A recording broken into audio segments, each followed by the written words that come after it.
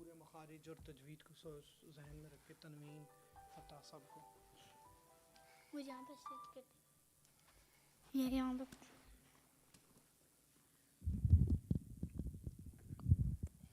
تم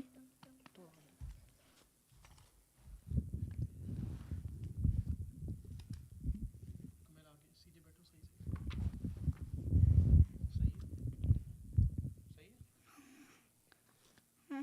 ویٹ کرو جب میں آپ کو سگنل دوں پھر شروع کرنا ٹھیک ہے کیا ہوتے ہیں آل گڈ اخی لیٹس بگن صلوا علی محمد و آل محمد اللہ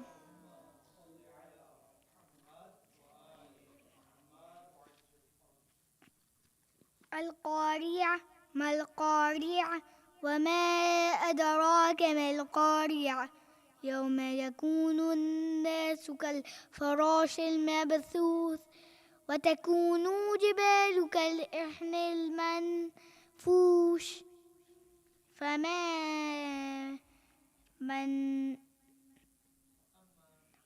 فأما من خفت موازينه فهو عيشة راضية وأما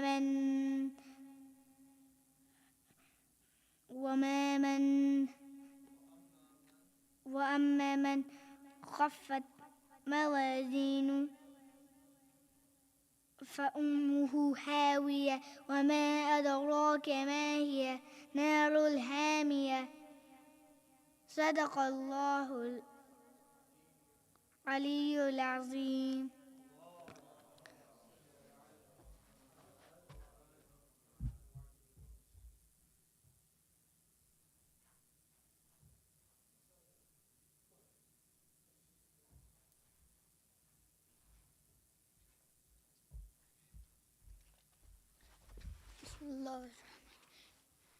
اللهم صل على محمد وعلى محمد وعجل بسم الله الرحمن الرحيم إن الله وملائكته يصلون على النبي يا أيها الذين آمنوا صلوا عليه وسلموا تسليما اللهم صل على محمد وعلى محمد وعجل بسم الله الرحمن الرحيم عن جابر بن عبد الله الأنصاري عن فاطمة الزهراء عليها السلام بنت رسول الله صلى الله عليه وآله قال سمعت فاطمة أنها قالت دخل علي أبي رسول الله في بعض الأيام فقال السلام عليك يا فاطمة فقلت عليك السلام قال إني أجد في بدني ضعفا فقلت له أعوذك بالله يا أبتاه من الضعف فقال يا فاطمة ائتيني بالكساء اليماني فغطيني به فأتيته بالكساء اليماني وسرت أنظر إليه وإذا وجهه يتلألأ كأنه البدر في ليلة تمامه وكماله فما كانت إلا ساعة وإذا بولدي الحسن قد أقبل وقال السلام عليك يا أمه فقلت وعليك السلام يا قرة عيني وثمرة فؤادي فقال يا أمه إني أشم عندك رائحة طيبة كأنها رائحة جدي رسول الله فقلت نعم إن جدك تحت الكساء فأقبل الحسن نحو الكساء وقال السلام عليك يا جداه يا رسول الله يتأذن لي أن أدخل معك تحت الكساء فقال وعليك السلام يا ولدي ويا صاحب حوزي قد أذنت لك فدخل معه تحت الكساء اللهم صل على محمد وعلى محمد فما كانت إلا ساعة وإذا بولدي الحسن قد أقبل وقال السلام عليك يا أمه فقلت وعليك السلام يا ولدي ويا قرة عيني وثمرة فؤادي فقال لي يا أمه إني أشم عندك رائحة طيبة كأنها رائحة جدي رسول الله صلى الله عليه وآله فقلت نعم إن جدك وأخاك تحت الكساء فدنا الحسين نحو الكساء وقال السلام السلام عليك يا جداه السلام عليك يا من اختاره الله أتأذن لي أن أكون معكم تحت الكساء فقال وعليك السلام يا ولدي ويا شافي أمتي قد أذنت لك فدخل معهما تحت الكساء فأقبل عند ذلك أبو الحسن علي بن أبي طالب وقال السلام عليك يا بنت رسول الله فقلت وعليك السلام يا أبا الحسن ويا أمير المؤمنين فقال يا فاطمة إني أشم عندك رائحة طيبة كأنها رائحة أخي وابن أم رسول الله فقلت نعم ها هو مع ولديك تحت الكساء فأقبل علي نحو الكساء وقال السلام عليك يا رسول الله أتأذن لي أن أكون معكم تحت الكساء اللهم صل على محمد وآل محمد وجل فرجه قال له وعليك السلام يا أخي ويا وزيري وخليفتي وصاحب اللواء قد أذنت لك فدخل معه تحت الكساء قال له وعليك السلام يا أخي ويا وزيري وخليفتي وصاحب اللواء قد أذنت لك فدخل علي تحت الكساء ثم أتيت نحو الكساء وقلت السلام عليك يا أبتاه يا رسول الله أتأذن لي أن أكون معكم تحت الكساء فقال وعليك السلام يا بنتي ويا بزتي فقد أذنت لك فدخلت تحت الكساء فلما اكتملنا جميعا تحت الكساء أخذ برسول الله بطرفي الكساء وأومأ بيده اليمنى إلى السماء وقال اللهم إن هؤلاء أهل بيتي وخاصتي وهامتي لحمهم لحمي ودمهم دمي يؤلمني ما يؤلمهم ويحزنني ما يحزنهم أنا حرب لمن حاربهم مسلم لمن سالمهم وعدو لمن عاداهم ومحب لمن أحبهم إنهم مني وأنا منهم فاجعل صلواتك وبركاتك ورحمتك وغفرانك ورضوانك علي وعليهم وأذهب عنهم الرجس وطهرهم تطهيرا اللهم يا الله محمد وآل محمد فقال الله عز وجل يا ملائكتي ويا سكان السماوات إني ما خلقت سماء مبنية ولا أرضا مطية ولا قمرا منيرا ولا شمسا مضيئة ولا فلكا يدور ولا بحرا يجري ولا فلكا يسري إلا في محبة هؤلاء أهل بيتي وخاصتي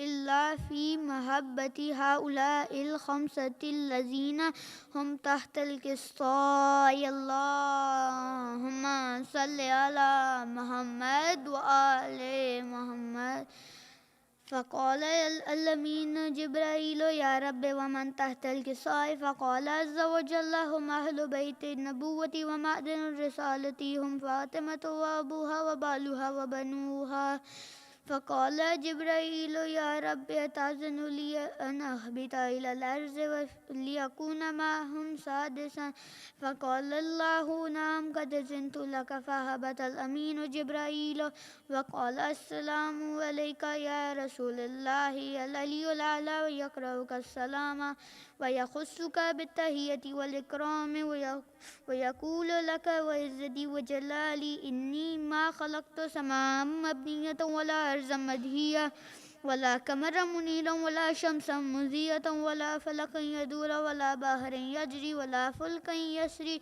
إلا لأجلكم ومحبتكم وقد أذن لي أن أدخل معكم فهل تأذن لي يا رسول الله فقال يا رسول الله وعليك السلام يا أمين وحي الله إنه نعم قد أذنت لك فدخل جبرائيل معنا تحت الكساء اللهم صل على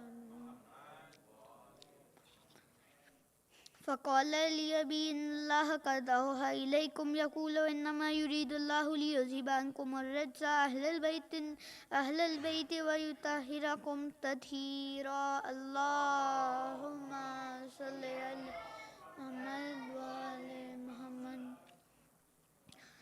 فقال لي لأبي يا رسول الله أخبرني ما لجلوسنا هذا تحت الكساء من الفضل عند الله. فقال النبي والذي بعثني بالحق نبيا واصطفاني بالرسالة نجيا ما ذكر خبرنا هذا في محفل من محافل أهل الأرض وفيه جمع من شيعتنا ومحبين إلا نزلت عليهم الرحمة وهفت بهم الملائكة واستغفرت لهم إلا أن يتفرقوا. فقال لي إذا والله ففزنا وفازوا شيعتنا ورب الكعبة. فقال النبي الثانية يا علي والذي بعثني بالحق نبيا واصطفاني برسالة نجيا ما ذكر خبرنا هذا في محفل من محافل أهل الأرض وفيه جمع من شيعتنا ومحبين وفيهم مهموم إلا وفرج الله همه ولا مغموم إلا وكشف الله غمه ولا طالب حاجة إلا وقضى الله حاجته. فقال لي إذا والله فزنا وسويدنا وكذلك وشيعتنا فازوا وسويدوا في الدنيا والآخرة ورب الكعبة. اللهم صل على محمد.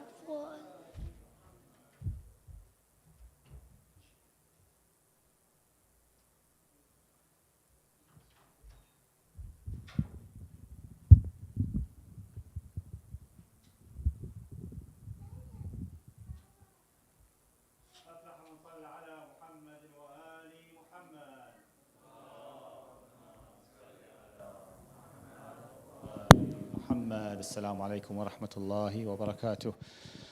عظم الله أجورنا وأجوركم بمصابنا أبا عبد الله الشهيد. Inshallah, there is no bigger gham in our life and your life other than the gham of Abu Abdullah, his family and his sir and his Ahl Bayt and his friends, ashab, inshallah. We will start, inshallah. We've started with dua, with hadith al-kisa, inshallah. Inshallah, any gham that's there within this community, within our family and friends, inshallah, it's elevated, it's gone with the shafa'ah, with the status of Ahlul Bayt alayhim as-salam and the Ahlul Kisa. We will start, inshallah, with Surah Al-Fajr with my brother Sayyid Haidar, with your loudest of salawat, inshallah. Allahumma salli ala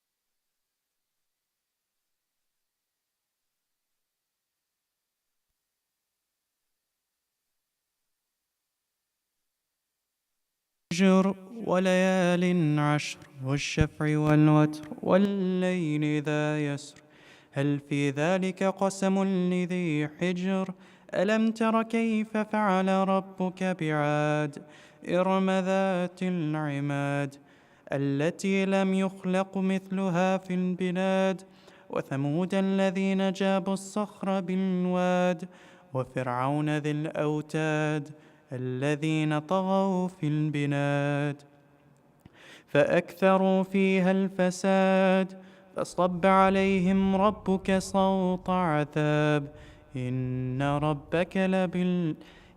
ربك لبالمرصاد فأما الإنسان إذا ما ابتلاه ربه فأكرمه ونعمه فيقول ربي أكرمن وأما إذا ما ابتلاه فقدر عليه رزقه فيقول ربي أهانن كلا بل لا تكرمون اليتيم ولا تحاضون على طعام المسكين وتأكلون التراث أكلا لما وتحبون المال حبا جما كلا إذا دكت الأرض دكا دكا وجاء ربك والملك صفا صفا وجيء يومئذ بجهنم يومئذ يتذكر الإنسان وأنى له الذكرى يقول يا ليتني قدمت لحياتي فيومئذ لا يعذب عذابه أحد ولا يوثق وثاقه أحد يا أيتها النفس المطمئنة ارجعي إلى ربك راضية مرضية فادخلي في عبادي وادخلي جنتي صدق الله العلي العظيم.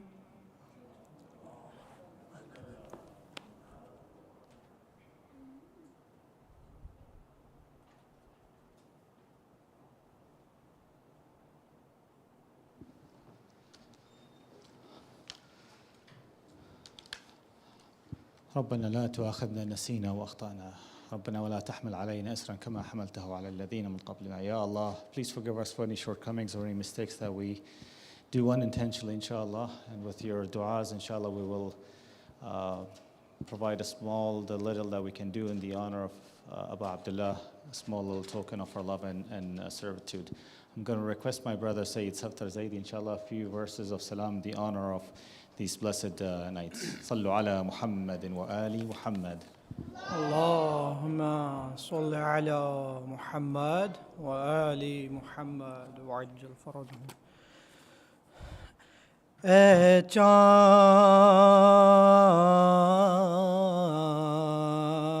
چاند کربلا کے تو نے تو دیکھے ہوں گے اترے تھے اس زمیں پہ عرش بری کے تارے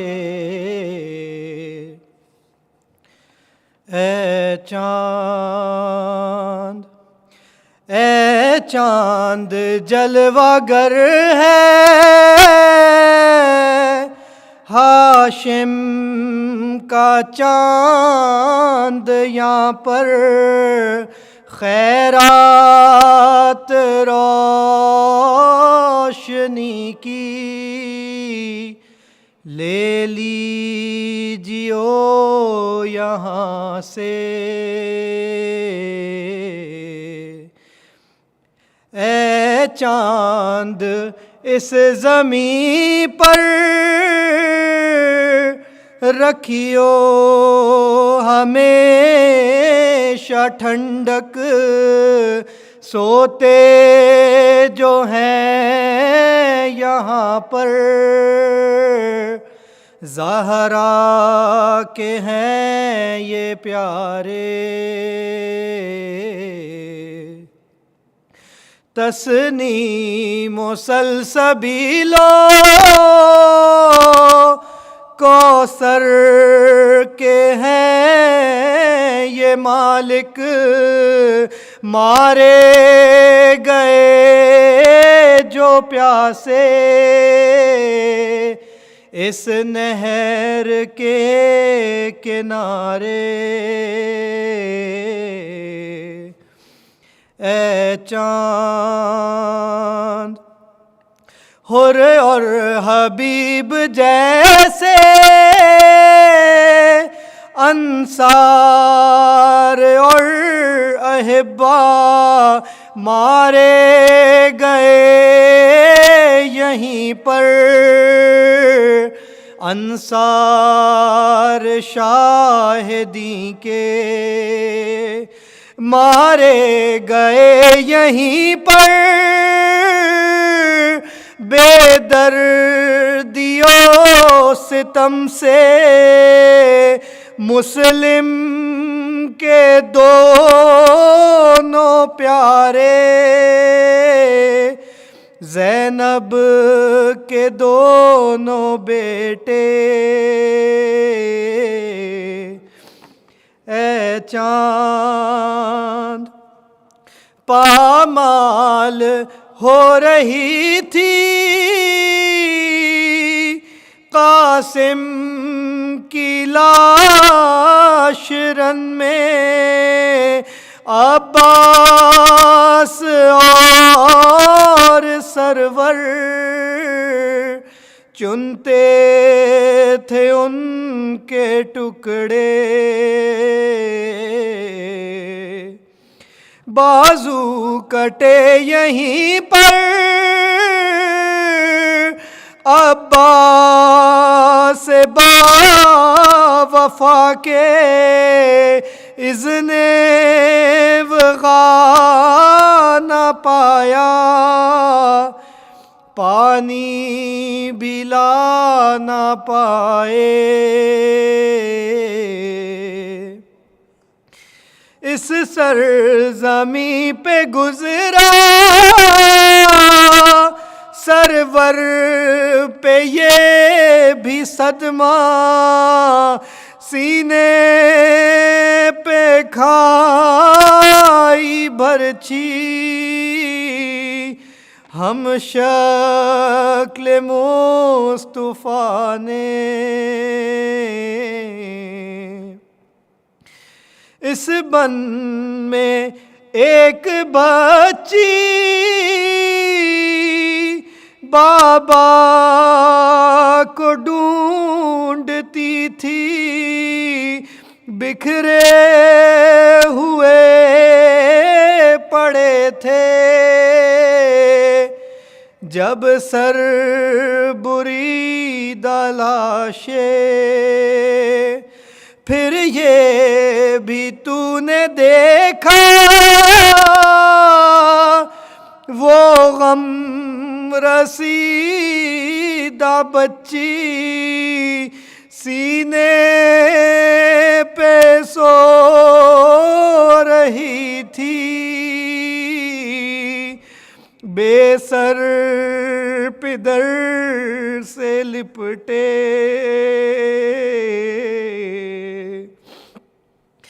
اے چاند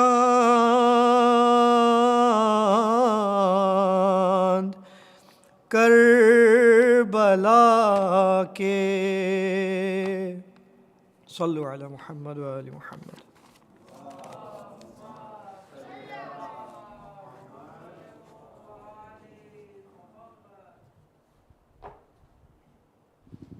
Allahumma salli ala Muhammadin wa ali Muhammad. Bismillah ar-Rahman ar-Rahim.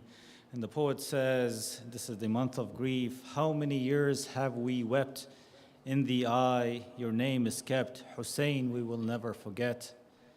When the month of grief ascends, the love of your name ascends, and with it tears the eyes send.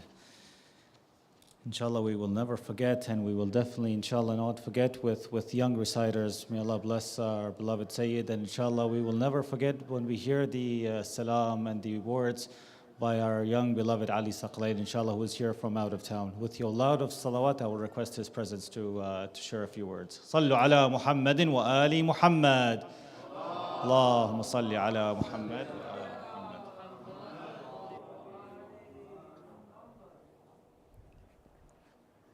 بر محمد والے محمد صلوات.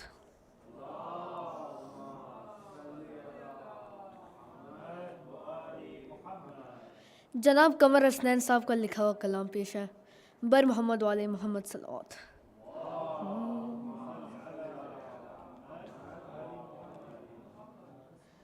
خدا کا شکر شہادت کا وقت آ پہنچا ضمیر و دل کی شجاعت کا وقت آ پہنچا علی کی طرز عدالت کا وقت آ پہنچا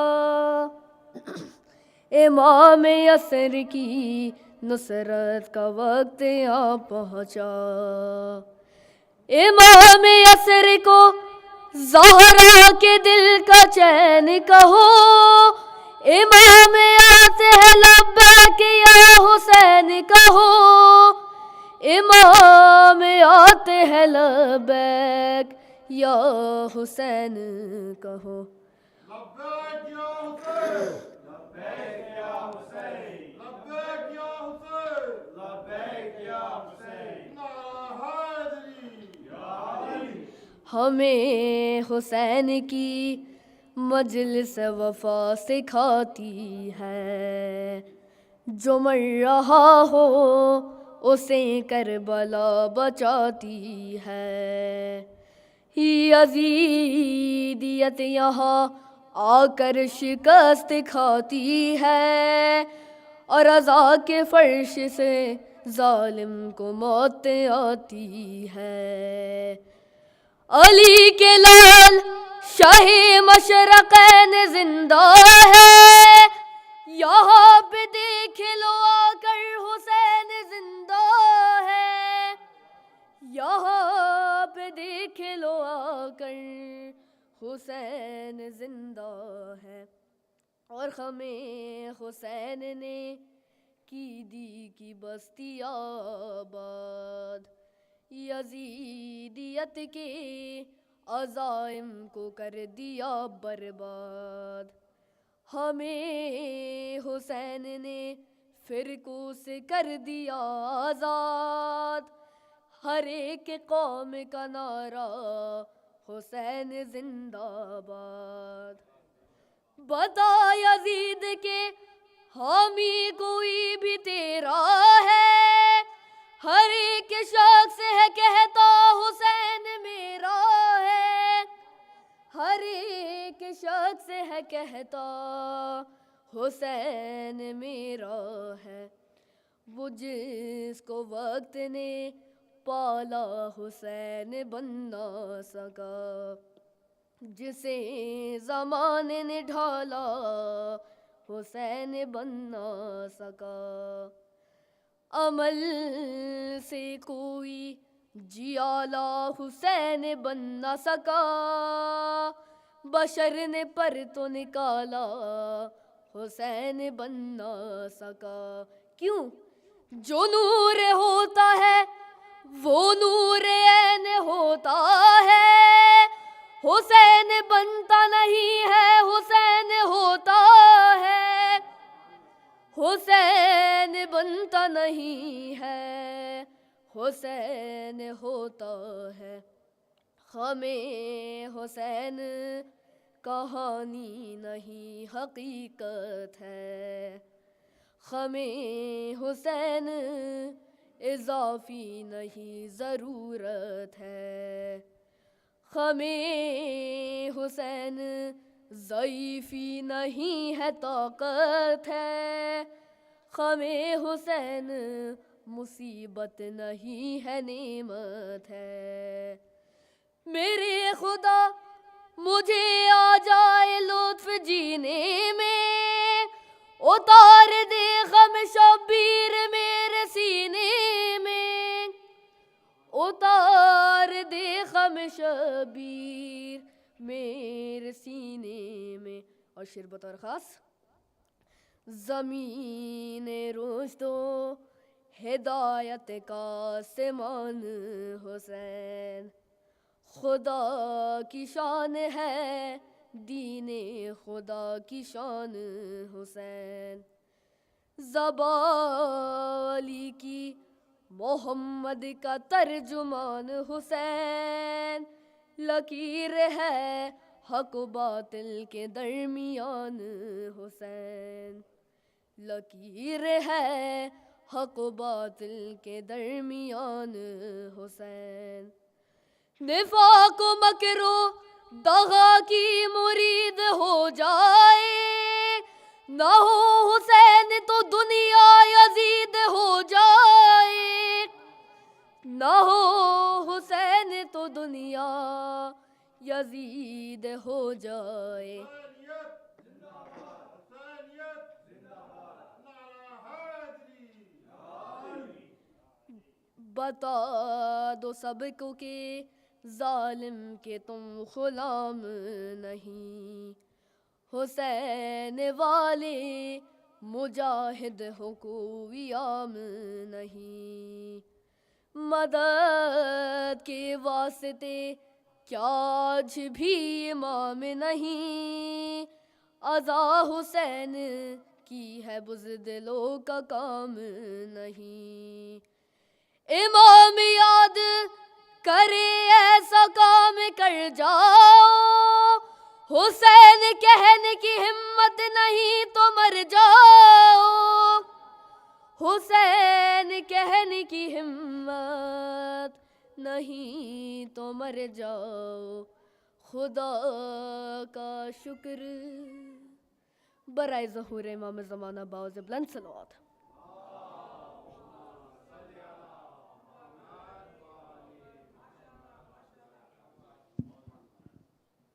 أفلح من صلى على محمد وآل محمد. اللهم صل على محمد وآل محمد. Ali Thaqalain, inshallah, you are guided with the Thaqalain, the Quran and Ahlul Bayt, and continue to be elevated and share the word of Abu Abdullah al-Husayn alayhi salam. May Allah bless you. Let's dedicate Surah Al-Fatiha for all your and our marhumin, especially the marhumin of our young reciters. Surah Al-Fatiha تسبق الصلاة على محمد وآل محمد. اللهم صل على محمد وآل محمد. بسم الله الرحمن الرحيم. الحمد لله رب العالمين الرحمن الرحيم مالك يوم الدين. نستعين اهدنا الصراط المستقيم صراط الذين أنعمت عليهم غير المغضوب عليهم ولا الضالين. Next, I will have my brothers from Gulistan and Mehdi. These young brothers spend day in and day out, inshallah, in the remembrance of Ahlul Bayt and practicing and being able to present something in the honor of Ahlul Bayt, Mawlaya Abu Abdullah al-Shaheed. With your loudest of salawat, if I can get a couple steps first, and your loudest of salawat, I'm going to request Gulistan and Mehdi, the brothers from Gulistan and Mehdi. Sallu ala Muhammadin wa ali Muhammad.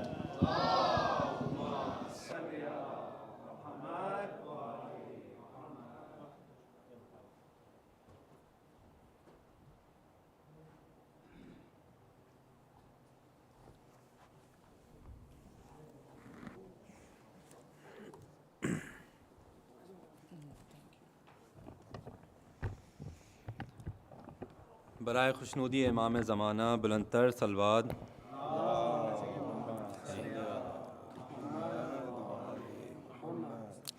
فاتحہ۔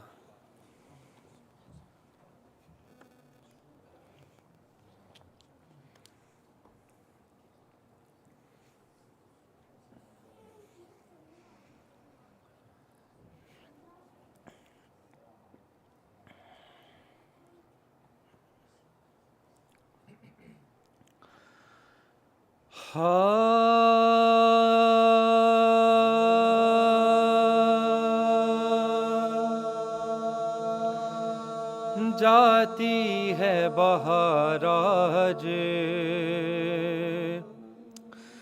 مدینے کے چمن سے،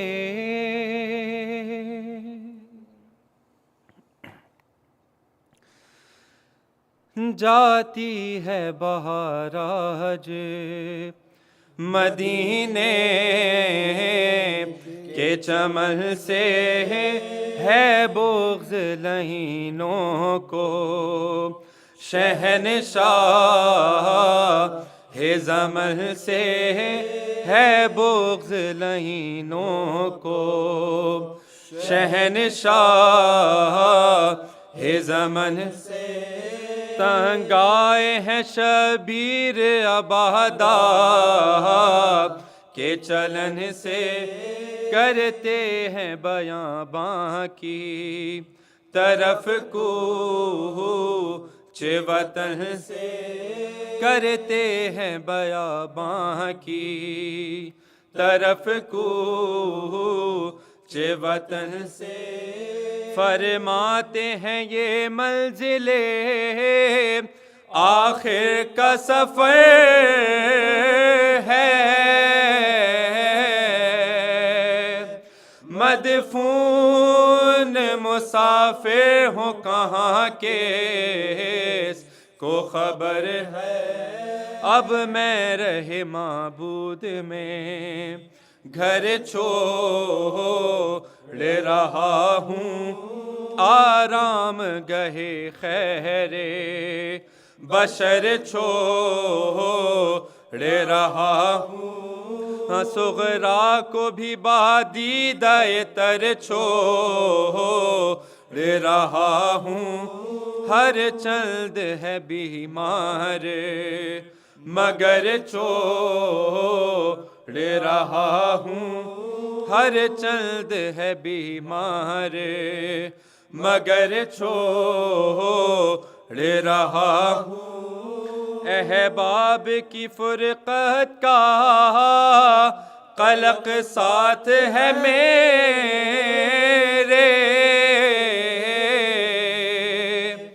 لیکن یہ مسرت ہے کہ حق ساتھ ہے میرے فرمایا یہ رخ کر کے سوئے قبر پیغمبر نانا مجھے روزے سے چھڑاتے ہیں ستمگر نانا مجھے روزے سے چھڑاتے ہیں ستمگر رہ رہ کے یہی سوچتا ہوں دل مضطر ایسا نہ ہو کٹ جائے مدینے میں میرا سر خون میرا مدینے میں جو بہ جائے گا نانا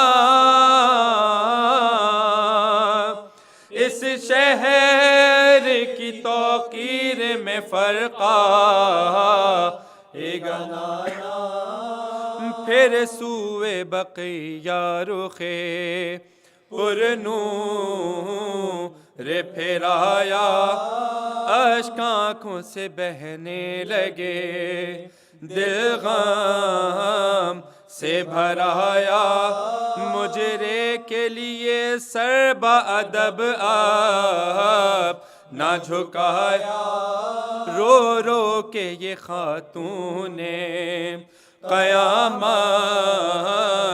کو سنایا رو رو کے یہ خاتون نے قیامت کو سنایا ماں تیرا گھر ہوتا ہے برباد خبر لے سر پیٹتی ہے زینب ناشاد خبر لے اماں جسے تو نے تھا بڑے ناز سے پہلا آدھا نے اسے آج مصیبت میں ہے ڈالا ہوتا ہے جدا تجھ سے تیرا من نہ تو والا ہوتا ہے جدا تجھ سے تیرا من نہ تو والا اب کون کرے گا تیرے مدفن پا اجالا جنگل میں جو گھر جاؤں خبر لینے کو آنا خنجر کے تلے گود میں سر لینے کو آنا تھرا کے پھر آواز یہ دی روح ہے حسن کو بھائی نہ بھلا دینا محبت کے چلن کو جنگل سے چلا جاؤں جو میں نے ریلا بن کو آدھا سے بچا لینا ذرا کے بہن کو آدھا سے بچا لینا ذرا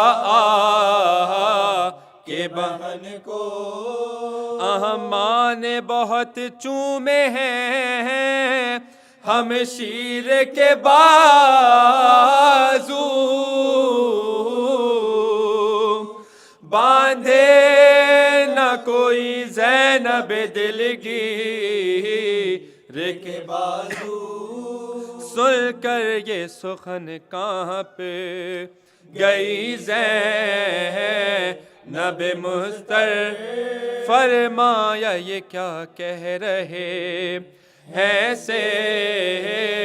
تے پیغمبر جرات ہے کسی کی جو تشدد کرے مجھ پر عباس سا جرار ہے زینب کا برادر عباس سا جرار ہے زینب کا برادر شہ بولے بہن اکبرو عباس نہ ہوں گے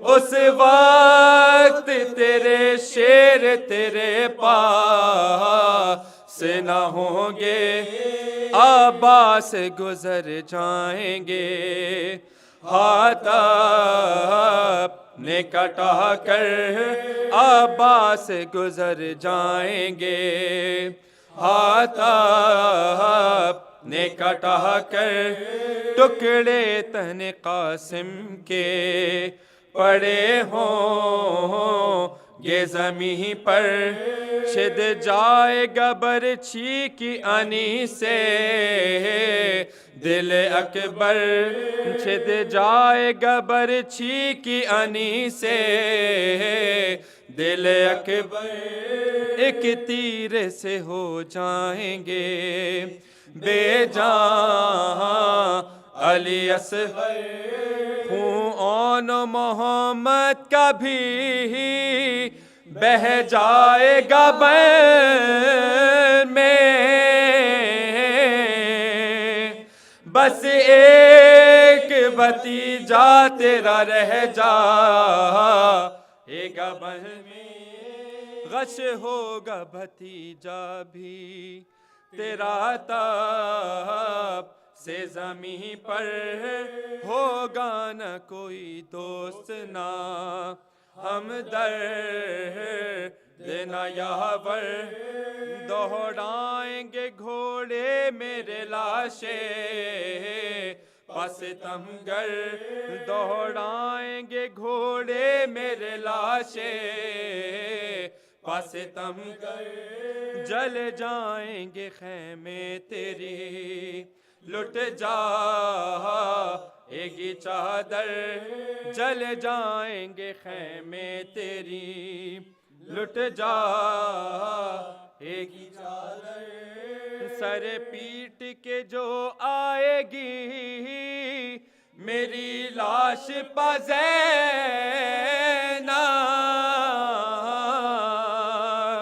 رونے بھی نہ پائے گی میری لاش پا زینب سر پیٹ کے جو آئے گی میری لاش پا زینب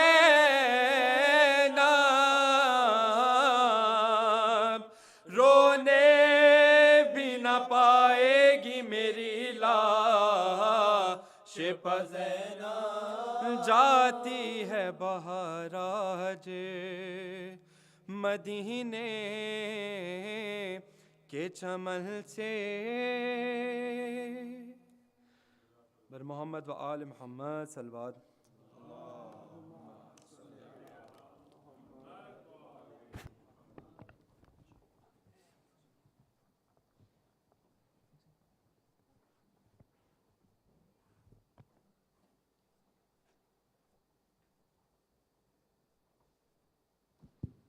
صلوا على محمد وآل محمد اللهم صل على محمد وآل محمد.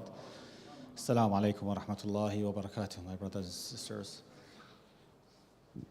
May Allah bless your hearts with the love of Mawlay al-Hussein alayhi salam, inshallah. May Allah bless our parents if they're alive. May Allah bless them with long life filled with iman. And if they passed away, inshallah, the highest and highest of statuses, inshallah, within the vicinity of Ahlul Bayt. And our kids, may Allah, I pray to, I have young kids, and inshallah, I see many young kids here. We pray that in this environment that they're able to be the flag bearers of Abu Abdullah al-Hussein, the flag bearers of Sayyida Zainab alayhi salam, inshallah. Alhamdulillah, we have the opportunity, and it's a blessing, it's a ni'mah that we're able to commemorate Shahada of Abu Abdullah in many, many other places. There were times, and there are times that we're not able to, they could not able to. So we say Alhamdulillah wa shukr that we can say Ya Hussein without fear. We can say Ya Hussein proudly and loudly, inshallah. These Majalis, the first 12 nights, alhamdulillah, we're blessed with Sayyid Kamil Kazmi. I'll share a couple of words later on. But we have our nights, inshallah, the next 12 nights until the 12th, the day of the 12th, daily Majalis starting at 7 p.m., ending with Maghribain. The eve of Ashur, after Maghribain, they will be so there's a program on the night. There will also be a program after Maghribain, a Shabidari program, inshallah, that night. Those that are part of the Al-Zahra notification group or the members group, they are opportunities to sign up. We need reciters in Quran. We start with Quran, Hadith, Dua, Salam, No Haso, Ziyarat Ashur. So if you're able and willing and can, and you're wanting to read, please connect with me and any of the volunteers. If you know them, we can get you connected, we can get you signed up. So please help us plan these next 12 nights as best as we can. Sayyid Kamil, alhamdulillah, has blessed us. He's originally from Kingston, Ontario. And to those that may have known him from previous years, he was also a student of University Waterloo and the founder of the TMA, Thaqalain Muslim Student Association. So there's a home and history of him. So some of you may have known him from the university days. He completed his education, early education in computer networking, and more recently completing his master's in counseling psychology. And then in 2010, he embarked his Hawza studies in Qom. So mashallah, Hawza studies don't take 1, 2, 3, 5 years. It's a lifelong learning. So his knowledge and he dedicated his life in a number of different aspects of Islamic studies, whether it's kalam, ma'arif, philosophy, you name it, mashallah, Sayyid has an in-depth knowledge and understanding, inshallah. Sayyid also has blessed us, other than the gatherings, other than the majalis that we have for the next 12 nights, we also have, and he's dedicated his time for alim hours or alim connection. It's a one-on-one connection with him, a private one-on-one connection. And for this week, we have it set up for 5 p.m. So you can, again, if there's any concerns, any issues, you want to learn a little bit more, you want to connect directly, you want to speak directly with him in a private setting, again, connect with me. We've also shared those links, registration links with Sayyid. I'll save the rest, inshallah. I'll maybe one other plug-in I will have with all your, I'll request your patience.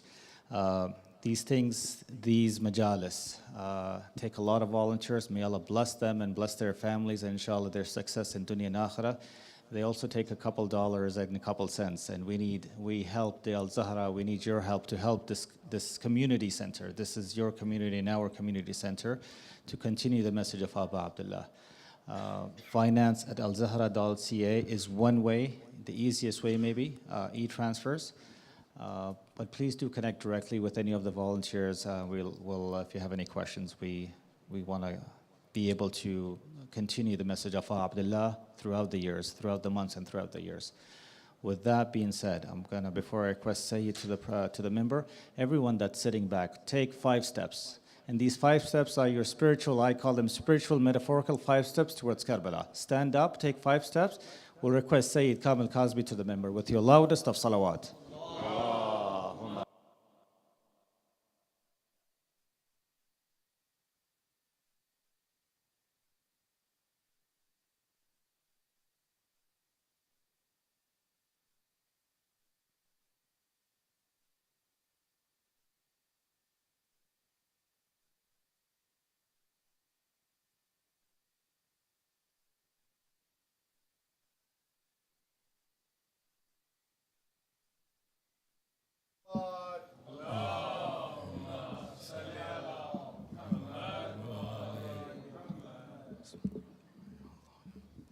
حبیب خدا ختم انبیاء باواز بلند صلوات.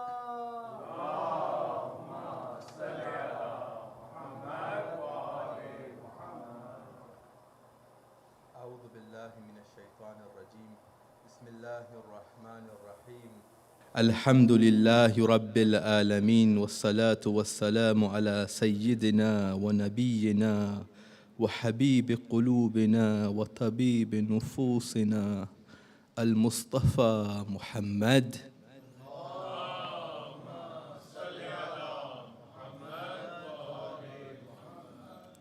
وعلى أهل بيته الطيبين الطاهرين المعصومين المظلومين سيما بقية الله في العرضين روحي وأرواح العالمين لتراب مقدمه الفداء صلوات.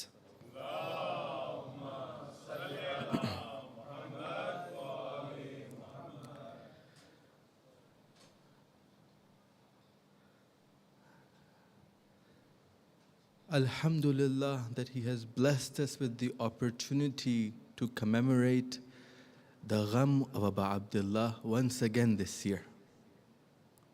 There are individuals from the time of Nabi Adam who would crave for such a gathering. The Anbiya themselves would cry and weep for Abu Abdullah. The awliya themselves would set up mention of Abu Abdullah and through that mention get closer to Allah subhanahu wa ta'ala. The Ahlul Bayt themselves also would be one who would establish this institution of remembrance of Abu Abdullah. This is not a small institution at all. Its history starts from the time of Nabi Adam himself. Until the day of Qiyamah, inshallah, this institution will remain.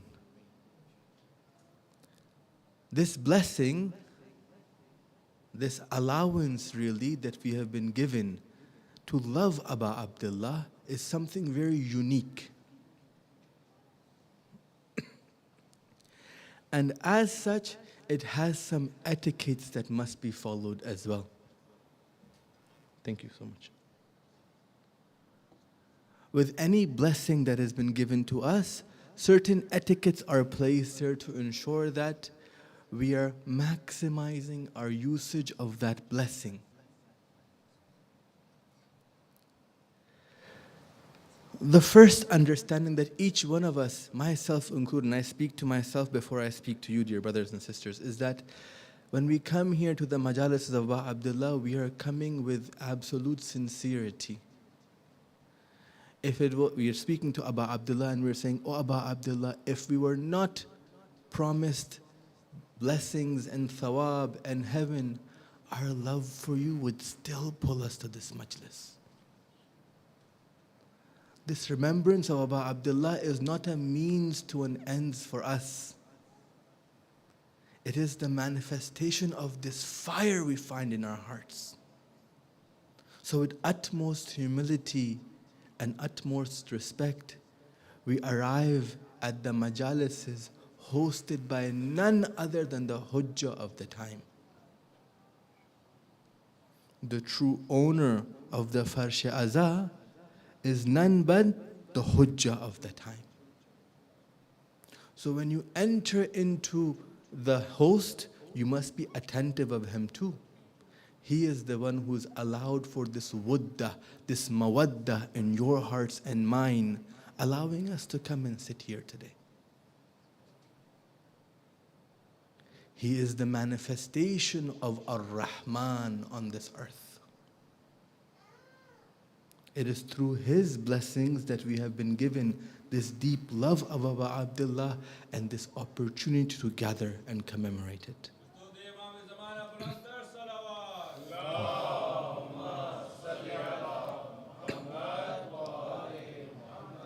So sincerity of niyat is important. Along that, regular attendance is important too.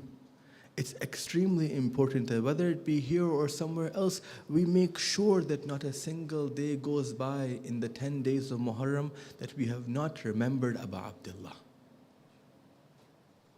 With this blessing and this love comes this understanding of perseverance and comes this understanding of effort from us.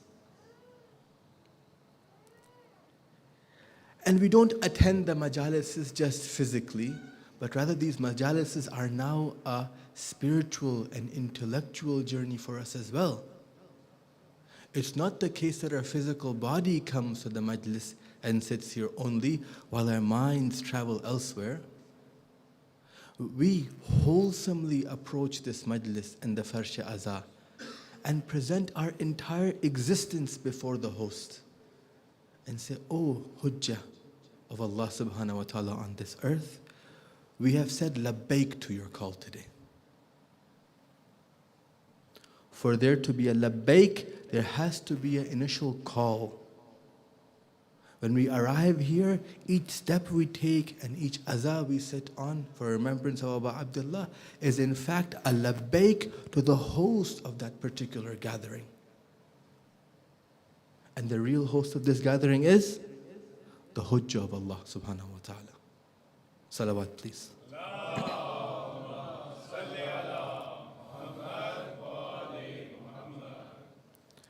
We haven't gathered here just to commemorate certain rituals and customs because our parents used to commemorate those rituals and customs. We have gathered to, in fact, connect ourselves to the caravan of Abu Abdullah himself. This connection requires movement now, requires change now. I, by coming onto the azah of Abu Abdullah and remembering him, am committing that, "Oh Abu Abdullah, I too wish to be of those who are with you, attached to you, not separate from you." And in that, I am in fact saying, "Oh Abu Abdullah, I wish to change myself in such a manner that I can then become part of your caravan." This is a spiritual journey. It requires development, requires change within us. So it cannot be that a day goes by in the month of Muharram that I neglect my salah. It cannot be that a day goes by in the month of Muharram that I open my eyes to something that Imam Hussein would not like me to open my eyes towards. It cannot be that my master on the last night before Ashura itself requests time to recite the Holy Quran, yet in my leisure time I forget the Quran entirely. Sometimes days, weeks go by while I have not opened the Holy Quran. Salawat, please.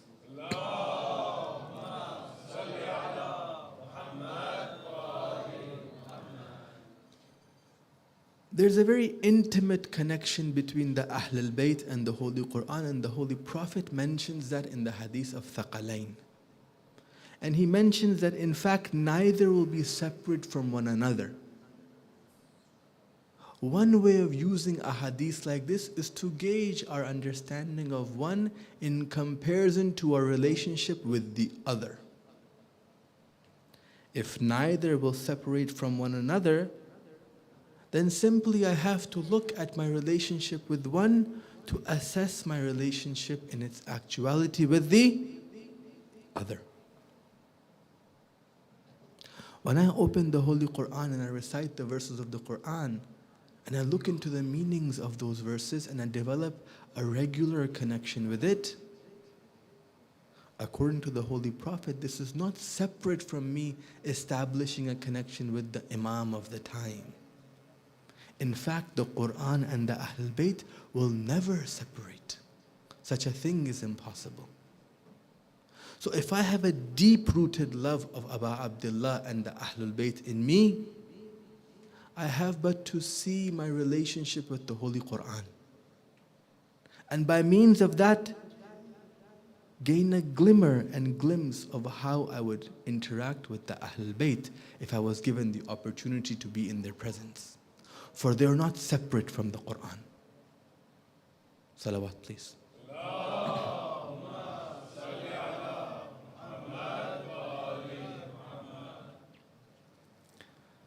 The last reminder regarding the entrance into this blessed month, this month that gives us life really, pulls us away from the death of ignorance.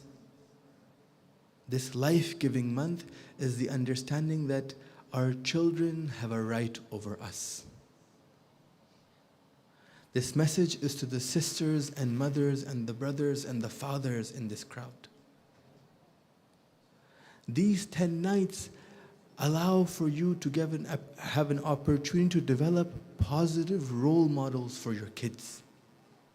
By recounting and telling the stories of Muharram and accounting the bravery and the shuja'ah of the shuhada and the steadfastness of the Ahlul Bayt in what was correct and haqq, standing against batil in its every form, you're establishing role models for your kids.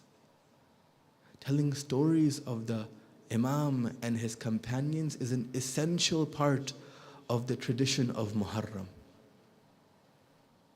It is a tradition which has been passed down to us in a very sacred manner. People would give their kids and their lives and their hands to carry out this custom.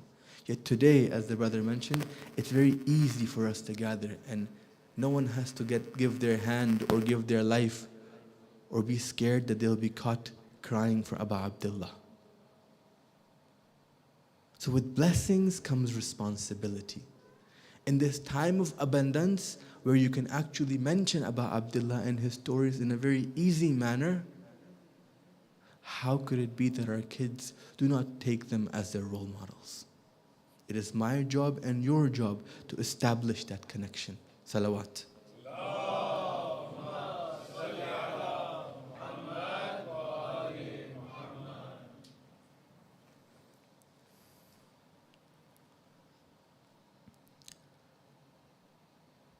There are times when certain meanings and how we interact with them shapes our attitude and our actions entirely. Let me give you an example.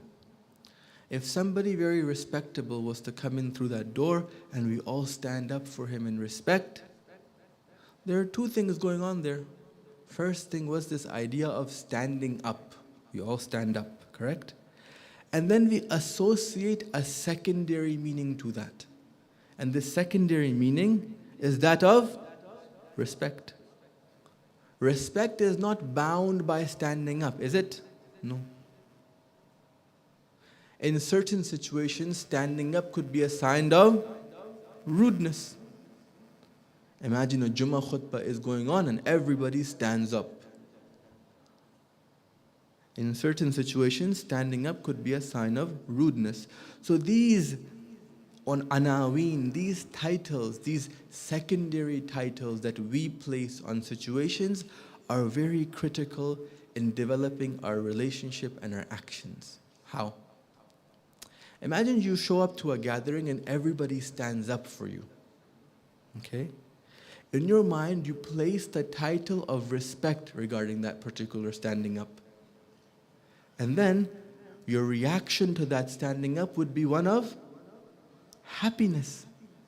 You would be pleased that they're giving you respect. But had you associated an incorrect understanding to that standing up, and you associated the idea of disrespect,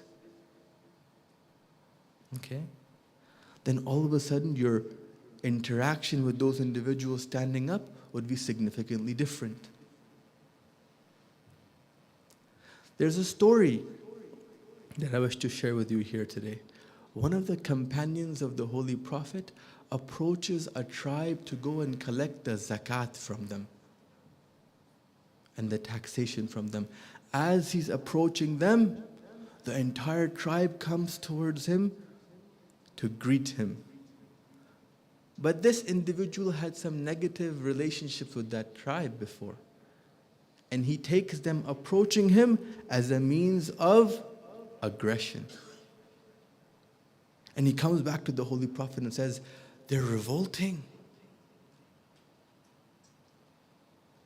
An incorrect attribution of what happened, an incorrect meaning behind the action he saw, led to a completely different outcome for that individual.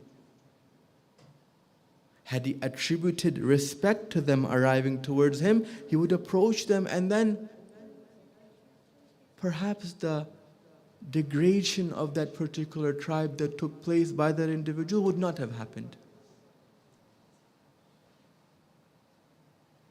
So in associating these meanings, we have to be extremely careful. Salawat, please.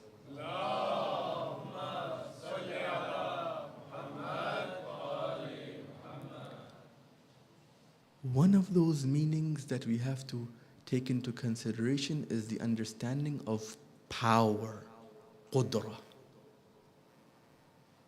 Okay. Sometimes we see somebody who has physical strength, they can lift a lot of weights.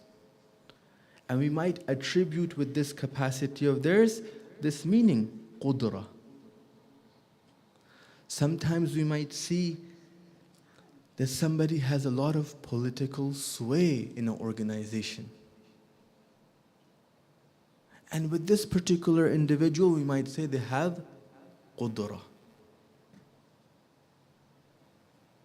Where we associate this particular idea of qudra, and in which instances we say somebody is qadir, somebody is powerful, is extremely important because it shifts the dynamics of how we interact with that individual.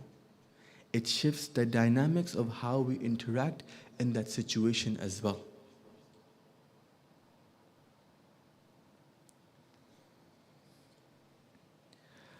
We live in a time where we are perverted and convoluted with the understanding of the Western thought.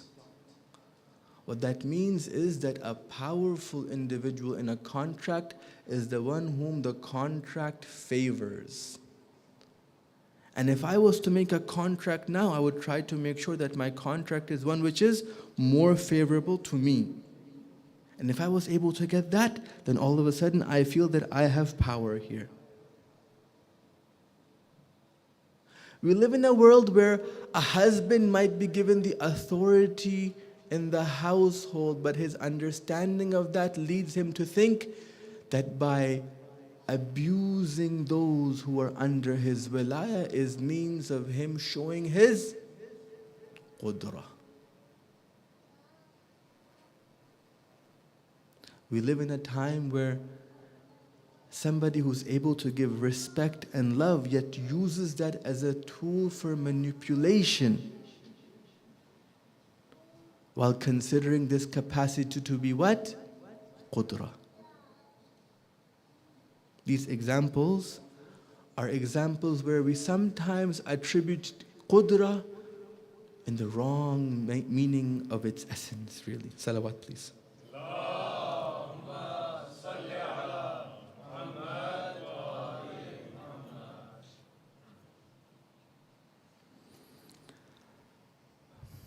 There's a hadith by the Holy Prophet in which he's talking to Abu Dhar. It's called Hadith Ya Abu Dhar. And many of our awliya, many of the scholars, in fact, have gone ahead and done sharh of this particular hadith. In that hadith, the Holy Prophet tells Abu Dhar, it's a very lengthy hadith, at least 6 or 7 pages. One of the lines of that hadith, the Holy Prophet tells Abu Dhar, Ya Abu Dhar, hold value to 5 things before 5. Hold value to your youth before you become old. Hold value to your health before you become sick. And he continues in that particular hadith. Each of those items that the Holy Prophet mentions is in fact an item which is representing what? Qudra. Hold value to your youth before you become old. Why? Because in youth there is qudra. Hold value to your health before you become sick. Why? Because in your youth, in your health there is qudra present. So understanding how this particular item is associated by the Ahl Bayt becomes extremely important to us. We have to see how we are associating this particular meaning in our lives. And then assess and see, does that fall in line with the association that the Ahl Bayt had regarding this particular meaning or not? We have come to talk about that today. Salawat.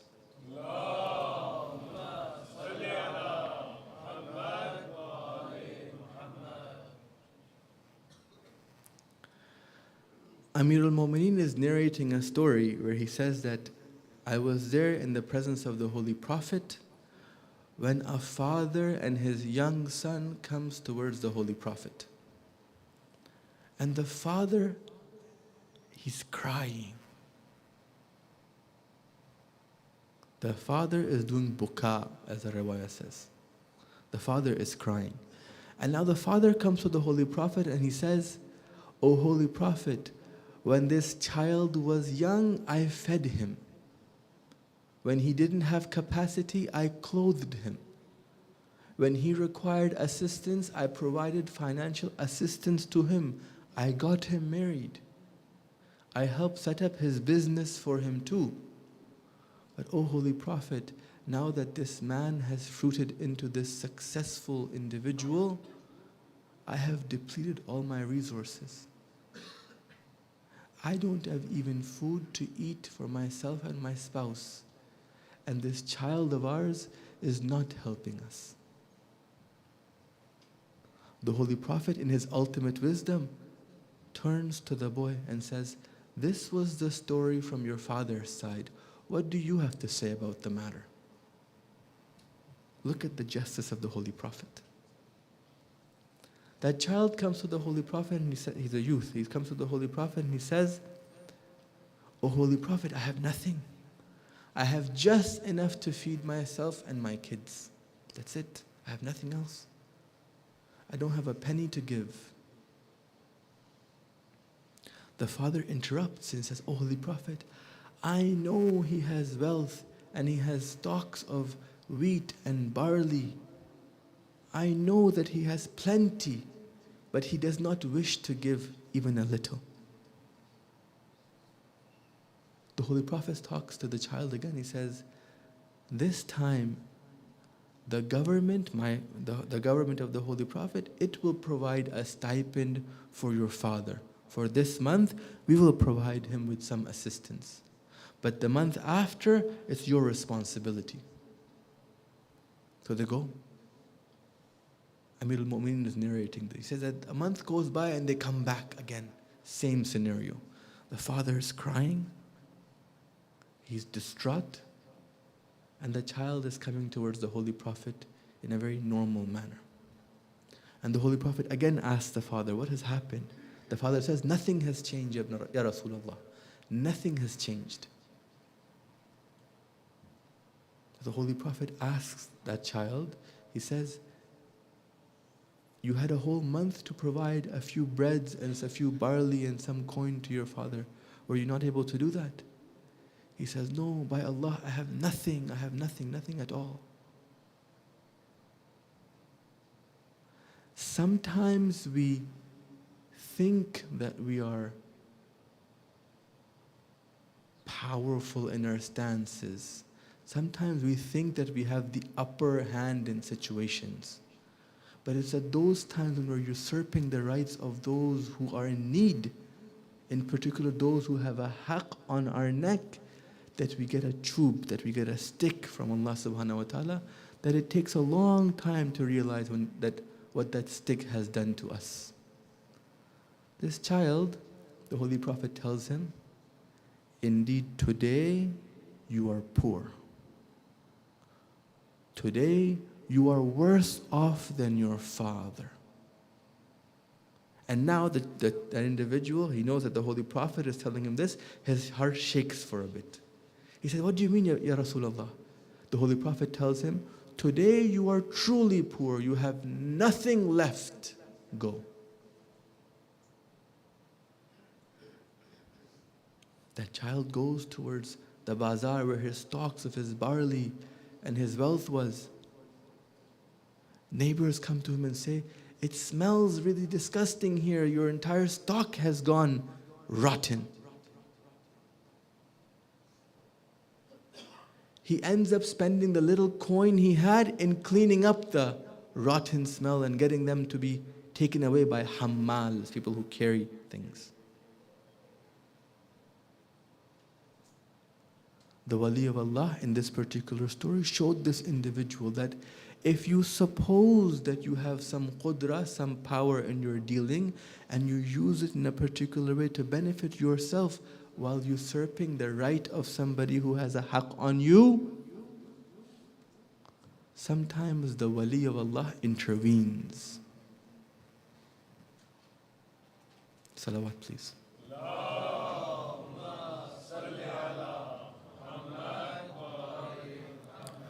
You see, that young man, his understanding of power was that if I'm able to sweet talk myself and explain that I don't have anything, and the Holy Prophet is able to let me go, maybe I can get his governance to take care of my father. I will save a couple of extra bucks. His understanding of qudra and political sway and power is warped and perverted.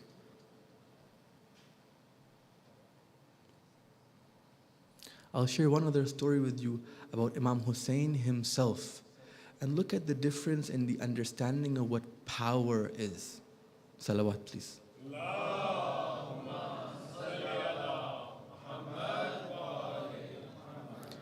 In the caliphate of the second Khalifa, the second Khalifa is on the minbar of the Holy Prophet himself, and Aba Abdullah is a young child.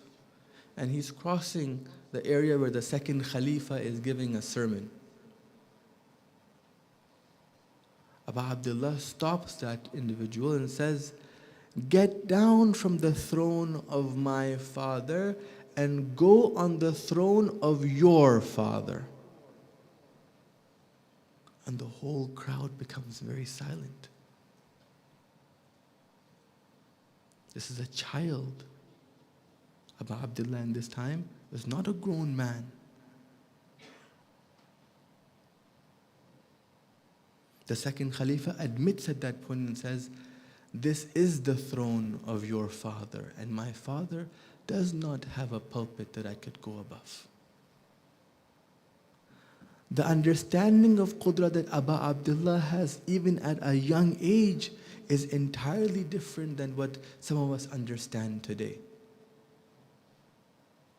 In a crowd of the masses where they have all accepted this individual as the Khalifa, he's standing upon the minbar of the Nabi himself. He holds legislative authority, he holds the army, and he is known as somebody who was not easygoing with those who opposed him. Yet when Aba Abdullah sees that this individual is doing something corrupt, the haqq within him comes out. He tells the individual in a very smart and accurate way that to this date it's been recorded in our riwayat that the Khalifa admits that this is not the minbar of my father. Rather, it's the minbar of your father, the Holy Prophet of Islam.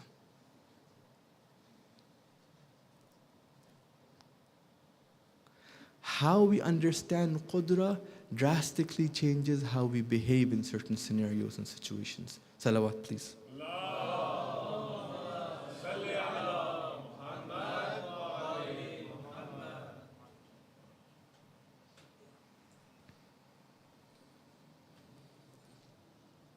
See, Aba Abdullah writes a letter to the Banu Hashim, in particular Muhammad ibn Hanafiya. And in this letter, it's one line letter. It's one line only. But it is an ocean of knowledge. Aba Abdullah says, أَلَا فَمَنْ لَهِقَ بِنَا أُسْتُشْهِدْ وَمَنْ لَمْ يَلْحَقْ بِنَا لَمْ يُدْرِكِ الْفَاتِحِ وَالسَّلَامِ. He says, those who join us will attain shahada. And those individuals who do not join us shall never taste victory.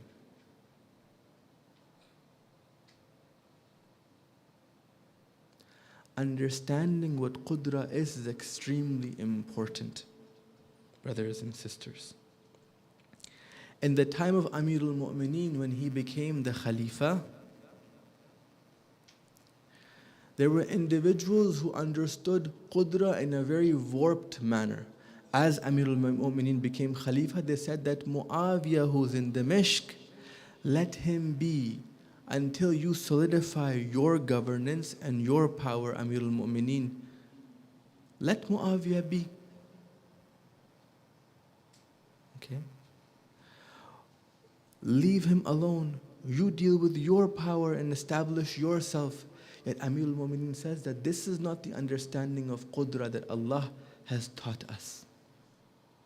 Qudra, power, requires me right now to stand up against Muawiyah, even if that means that I have to fight multiple battles. The root behind all 4 battles that Amirul Mu'mineen fought was in fact Muawiyah.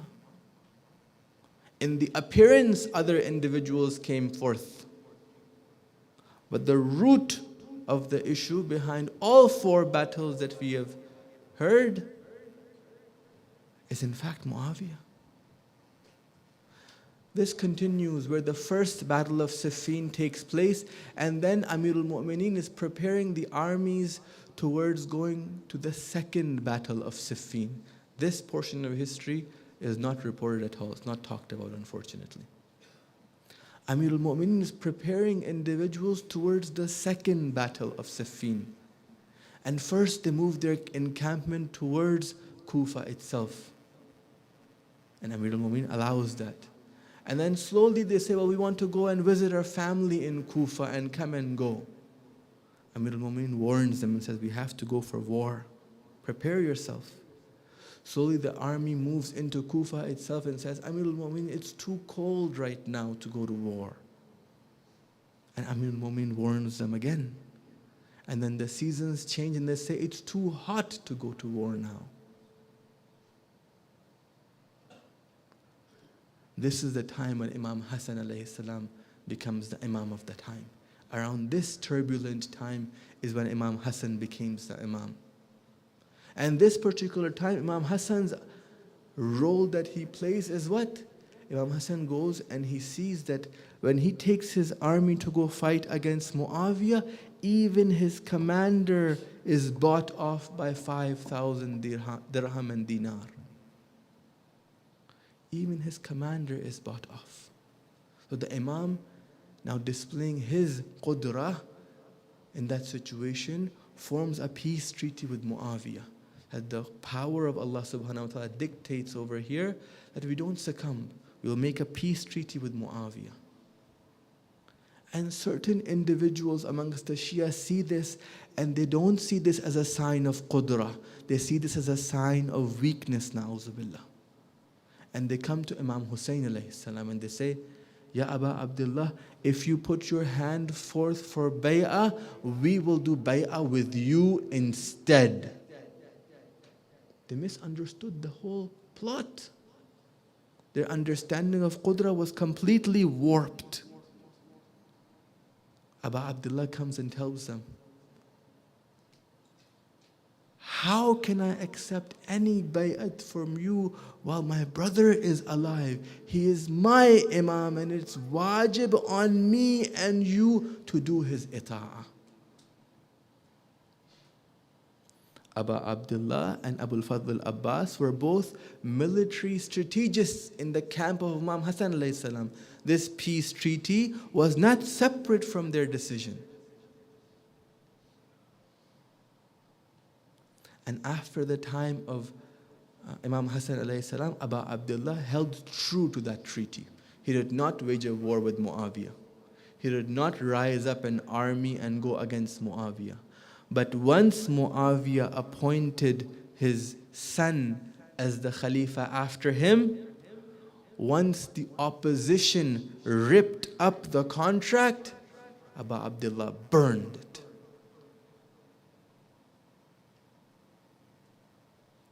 Once the opposition neglected the peace treaty and appointed Yazid to take over the Khilafah after Muawiyah, Aba Abdullah said, this will not go now. This is an atrocity against my Imam, Imam Hassan alayhi salam. You've broken a pact with him, and I will stand.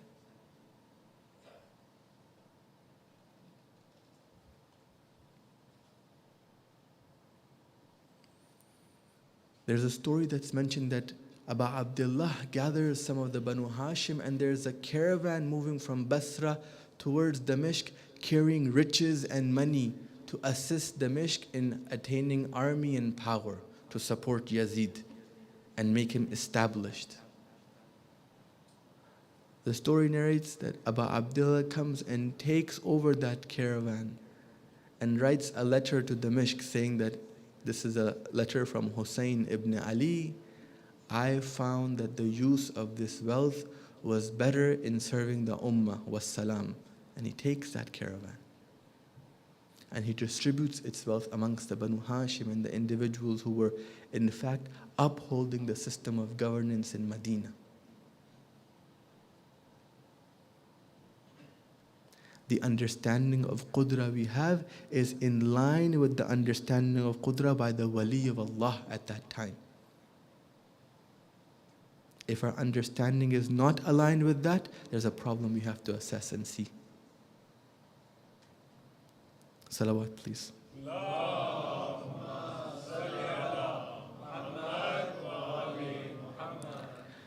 Sometimes individuals might say, in this battle or that battle, Qudra went against Haqq.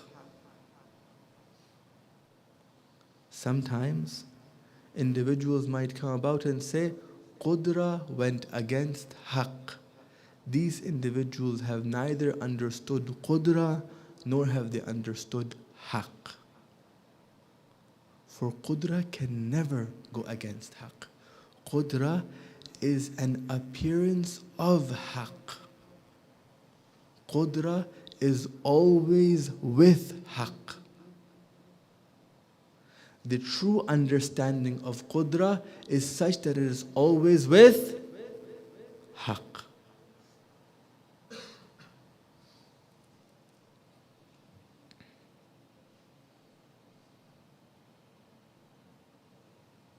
Salawat, please.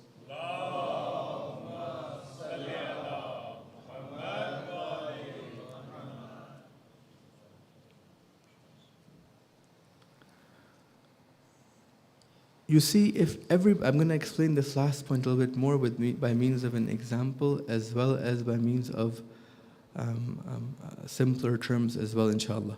You see, when we look at Qudra and we look at Haqq, individuals are the ones who sometimes come and take the side of Batil, right?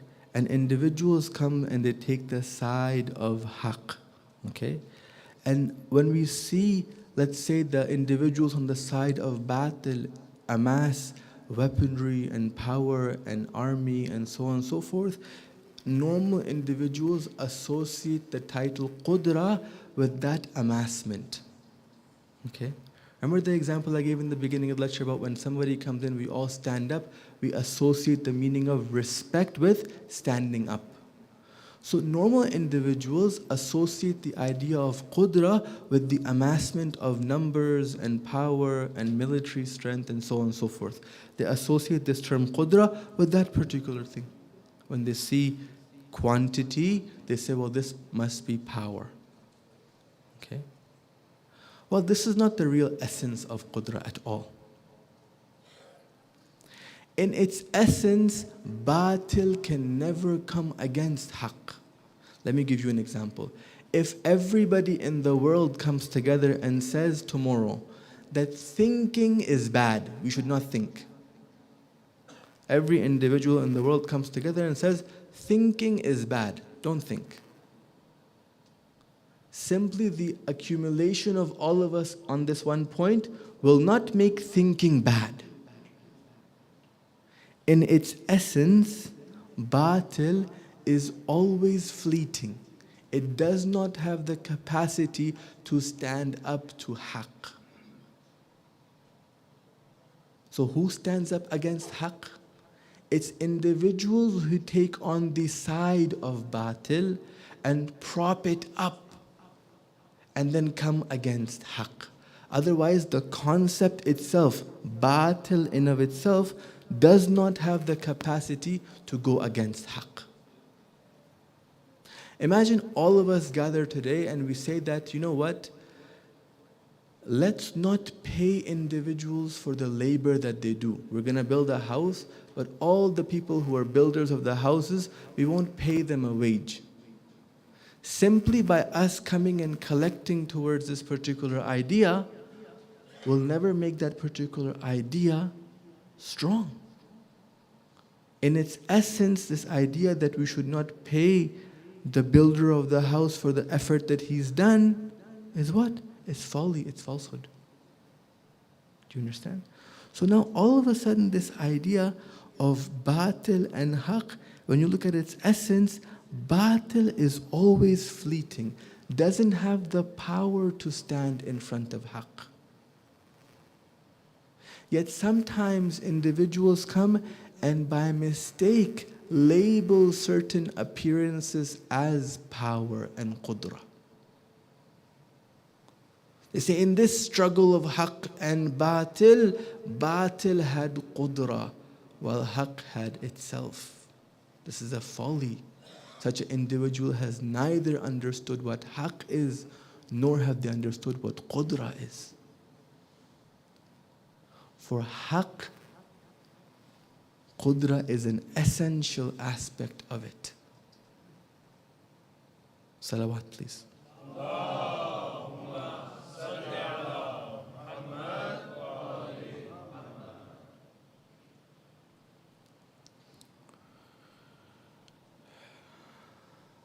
When Abu Abdullah is told now that Muawiyah has passed away and Yazid has come into power, and now they've demanded from you what? They've demanded from you the bay'ah towards Yazid. Abu Abdullah is called into the house of the governor. Abu Abdullah shows with about 18 of the Banu Hashim and he says, wait out here with your swords ready. And if inside I see and I suspect that they wish to harm me, I will raise my voice and you enter the gathering with your swords out. And in that gathering, Abu Abdullah is asked to give allegiance to Yazid. Abu Abdullah does not do that. He says, a man like me, such as myself, will never give bay'ah to Yazid, a man like Yazid.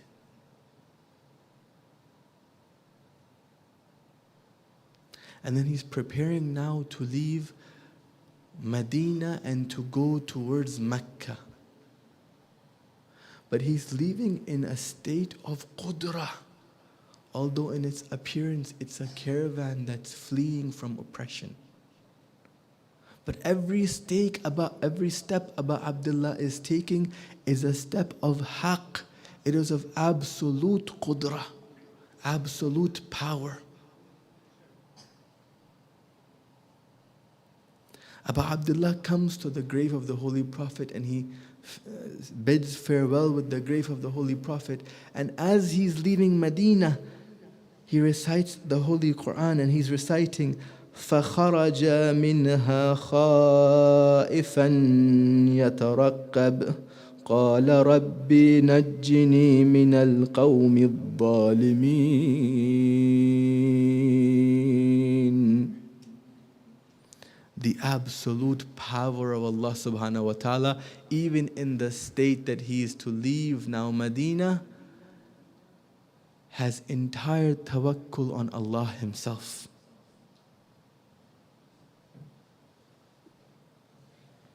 He leaves the city with his caravan and his family with him. He leaves the city. Which city is this?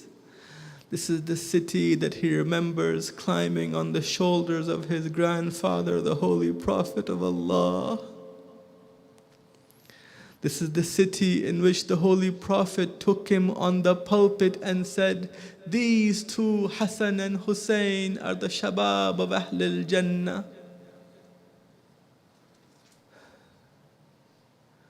This is the city in which he remembers Amir al-Mu'mineen, his father raising him. This is the city where he remembers his mother Fatima defending his father.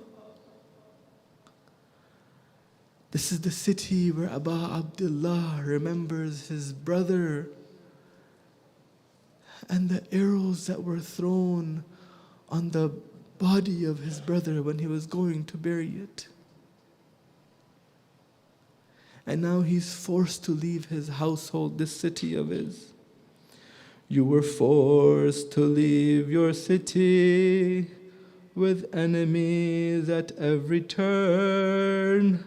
From your trust in your Rabb, my master, I too do seek to learn. From your trust in your Rabb, my master, I too do seek to learn. And the caravan goes towards Mecca, and over there, Abu Abdullah stations himself and he stays there. And from the Kufa and from Iraq, letters are sent to Abu Abdullah in masses. And now Abu Abdullah sees this abundance of letters, yet he wants to determine how much power is behind them. So he appoints his lion to go to Kufa and assess the situation. He sends forth his brother, he sends forth his representative, he sends forth Muslim. And Muslim travels to Kufa and arrives there and assesses the situation. In the appearance, the people who welcome him are many. They give allegiance to Muslim. Their understanding is that we are many, and if we align ourselves with Abu Abdullah, we have the qudrah, we have the power, and we can help Abu Abdullah. This is what the masses are thinking. Then the enemy of Islam, Ibn Ziyad, approaches that particular city, and all of a sudden these individuals show exactly how corrupt their understanding of Qudra was. They started to see Qudra in the gold coins of Ibn Ziyad. They started to see power in the army and military of Ibn Ziyad. The women folk were tricked. They started to see the power of Ibn Ziyad and told their husbands and brothers and sons, leave Muslim, let someone else fight in your stand.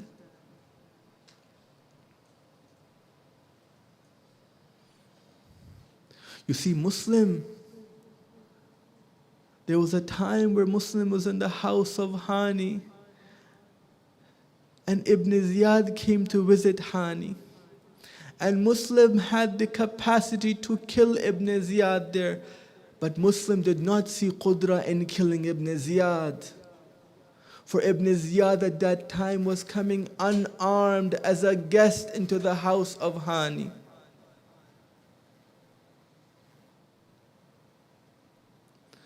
But look how they treated the lion of Abu Abdullah. He was a guest in their city. Look how they teared apart this lion. This encircled him from all sides.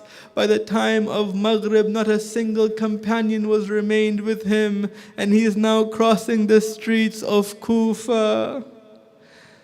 He approaches the house of this lady and he's sitting before it. She comes out and she asks, it's very late, they're looking for Muslim. The times are not safe. Go quickly from here. And she sees the beautiful face of Muslim and recognizes this must be of the Banu Hashim. She asks him, are you Muslim ibn Aqil? Wow, Muslima. Such a gharib representative of the gharib Imam Muslim was. He says, yes, I am Muslim ibn Aqil. I am the representative of Hussein in the city. She invites him in and says, stay with me, I will protect you, I will shelter you. She was the only man in that city. Everyone had left him. She understood what qudra meant. It did not matter who was opposing her. It did not matter how many armies were on the other side, what swords they held, what power they held. She understood true power and its essence was with helping Muslim ibn Aqil. Yet they came and they surrounded Muslim. They surrounded him, and Muslim ibn Aqil calls out to the army, says, I will come out and fight with you. He comes out and he's fighting and he's thirsty. And as he's thirsty, they encircle him and they're attacking him from all sides. And this lion of Abu Abdullah is fighting the best he can. The poet says, they offered a chance to live, yet he saw his life in you, Hussein. They threw him from up so high, yet he held on to you, Hussein. He had sons amidst the streets, yet he cared for none but you, Hussein. They pounced on this bloodied lion, yet he kept roaring, Ya Hussein.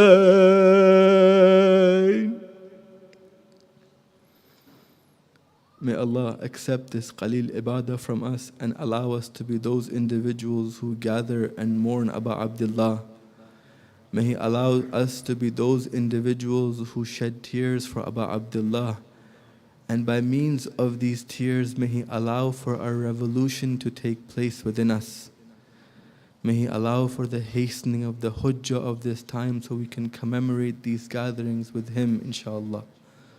Matam Hussein.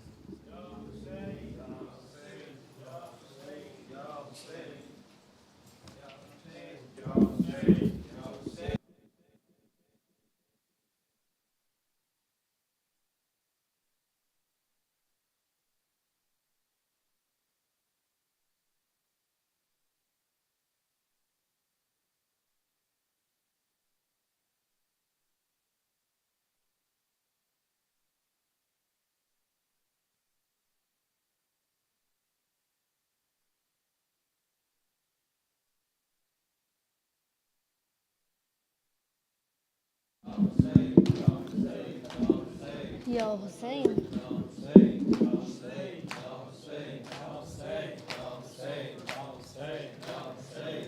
जहाँ हुसैन वहाँ ला इलाहा इल्लल्लाह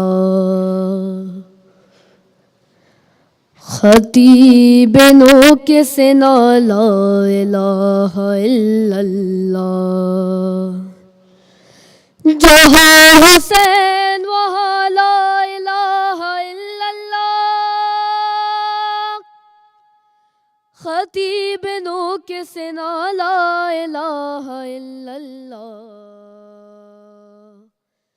जहाँ हुसैन वहाँ ला इलाहा इल्लल्लाह जहाँ हुसैन वहाँ ला इलाहा माशाल्लाह मिलके जहाँ हुसैन वहाँ ला जहाँ हुसैन वहाँ हुसैन दीन भी है और दीनियात भी है हुसैन कलमाए तौहीद की हयात भी है हुसैन रमज़ खुदा भी खुदा सिफ़ात भी है हुसैन बारा इमामों की कायनात भी है हुसैन से है आया हुसैन से है आया ला इलाहा इल्लल्लाह जहाँ हुसैन वहाँ ला इलाहा इल्लल्लाह जहाँ हुसैन वहाँ वो गोद फातिमा ज़हरा की हो के रेगे तपा वो सहन काब हो पुश्ते रसूल या के सिना फ़िज़ाए जंग हो या हो पया में अमनो अमा ना देखे तीर ना तलवार गर हो हुक्म अज़ा हुसैन का है बया حسین کا ہے بیان لا الہ الا اللہ. جہاں حسین جہاں حسین وہاں لا الہ. جہاں حسین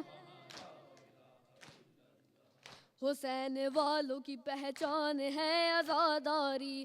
حسین والوں کی تو جان ہے عزاداری. حسین والوں کا ایمان ہے عزاداری. حسین والوں کا اعلان ہے عزاداری. حسینیت کی زبان حسینیت کی زبان لا الہ الا اللہ. جہاں حسین وہاں لا الہ. جہاں حسین ہاں.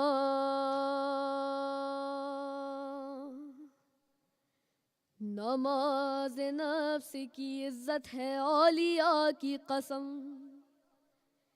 نماز دین کی حرمت ہے اوصیاء کی قسم. نماز حسن شرافت ہے انبیاء کی قسم. نماز قصہ وحدت ہے کبریاء کی قسم. نماز خیر عمل کی طرف بلاتی ہے. نماز عشق خدا کا ہنر سکھاتی ہے. نماز عبد کو معبود سے ملاتی ہے. نماز گفتگو اللہ سے کراتی ہے. یہی نماز گناہوں سے بھی بچاتی ہے. نماز قبر تلک ساتھ ساتھ جاتی ہے. جہاں حسین وہاں لا الہ الا اللہ. جہاں حسین وہاں لا. جہاں حسین وہ خیمہ گاہ وہ سیدانیہ وہ ذکر خدا. جہاں مصلی پہ زینب رباب اور فضہ. حسن کی بیوہ رقیہ سکینہ کا سجدہ. تمام بیبیاں کرتی تھی صرف ایک دعا. میرے خدا ہمیں منظور خہتیاب رہے. حسین اپنے ارادوں میں کامیاب رہے. صدائے تشنہ لبا صدائے تشنہ لبا لا الہ الا اللہ. جہاں حسین وہاں لا الہ الا اللہ. جہاں حسین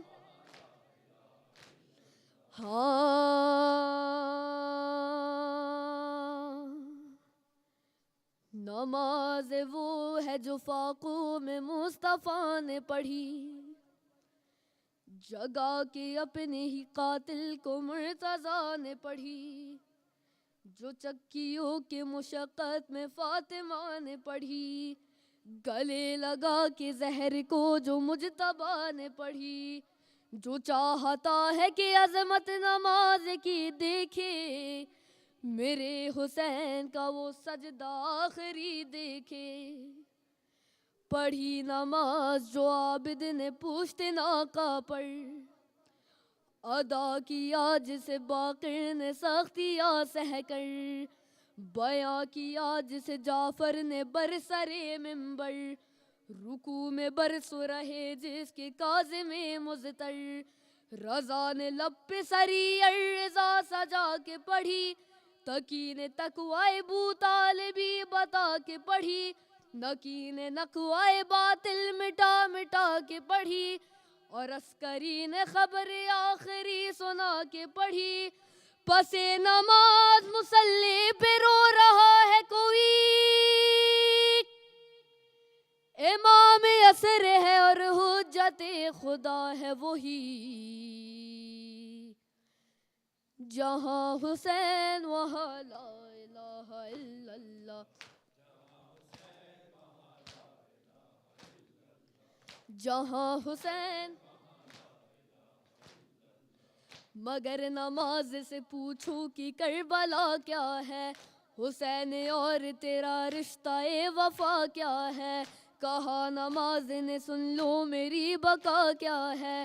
بس ایک سجدہ شبیر کے سوا کیا ہے. حسین ہی کا گھرانہ بچا گیا مجھ کو، وہ خود اجڑ گیا لیکن سجا گیا مجھ کو، بیان کرب و بلا آہ میں نے کیا دیکھا، گھرا لعینوں میں کنبہ رسول کا دیکھا، بطول زاد کو بے آب بے خزا دیکھا، بہا تھا پانی ادھر لشکر جفا دیکھا، نماز پڑھتے رہے دل میں اضطراب نہ تھا، گزر گئے تھے کئی دن کے گھر میں آب نہ تھا، بتاؤ کیسے کہ 10ویں کو میں نے کیا دیکھا، سحر ہوئی تو شہادت کا سلسلہ دیکھا، کسی کا سینہ تو زخمی کوئی گلا دیکھا، لبے فرات علم خون میں بھرا دیکھا، حسین لاش و بلاشیں یوں ہی اٹھاتے رہے اور اپنی راہ شہادت کی سمت جاتے رہے، کمر رکوع کی طرح تھی مگر حسین اٹھے کہ اہل ظلم بلازم تھا اب کی تیغ چلے، غضب کی تیغ چلی کوئی روکتا کیسے، امام عصر تھے اللہ کی رضا پہ رکے، اذان عصر سنی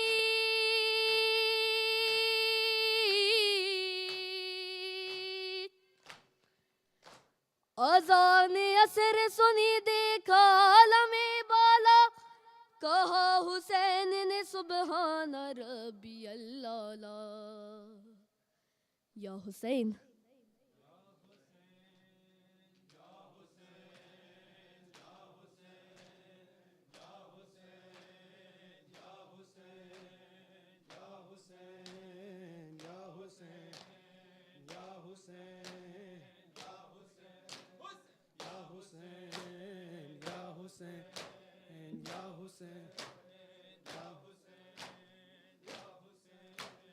حسین رک جاؤ، حسین رک جاؤ،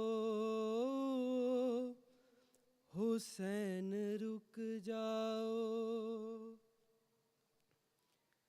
صدائیں دیتا ہے کعبہ،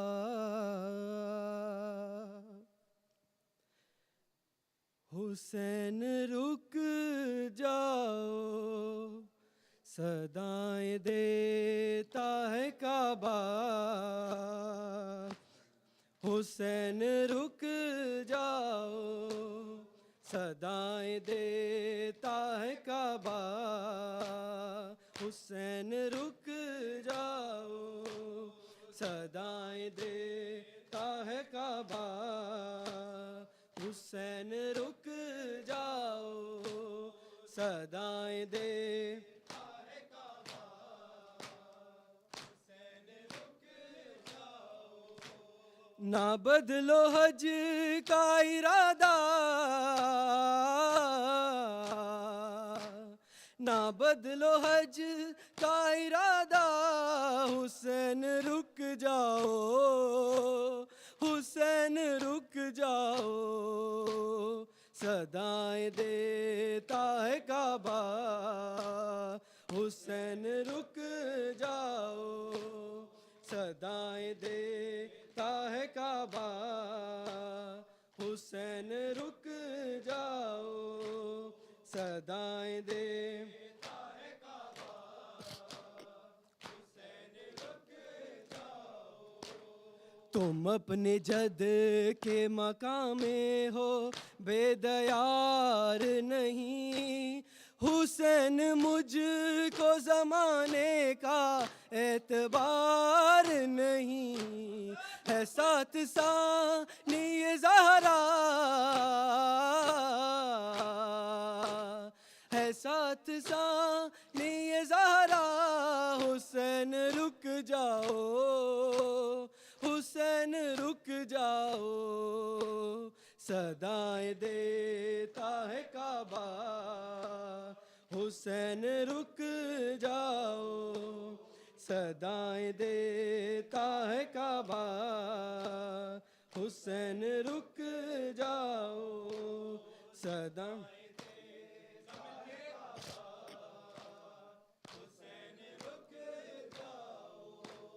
تمہارے پاؤں پکڑتی ہے سرزمین حرم، خدا کے واسطے آگے نہ اب بڑھاؤ قدم، نہ جاؤ جانب کوفہ، حسین رک جاؤ، حسین رک جاؤ، صدائیں دیتا ہے کعبہ، حسین رک جاؤ، صدائیں دیتا ہے کعبہ، حسین رک جاؤ، صدائیں دیتا ہے کعبہ، حسین رک جاؤ، علی کو قیدی بنایا گیا مدینے میں، سنا ہے بی بی کو مارا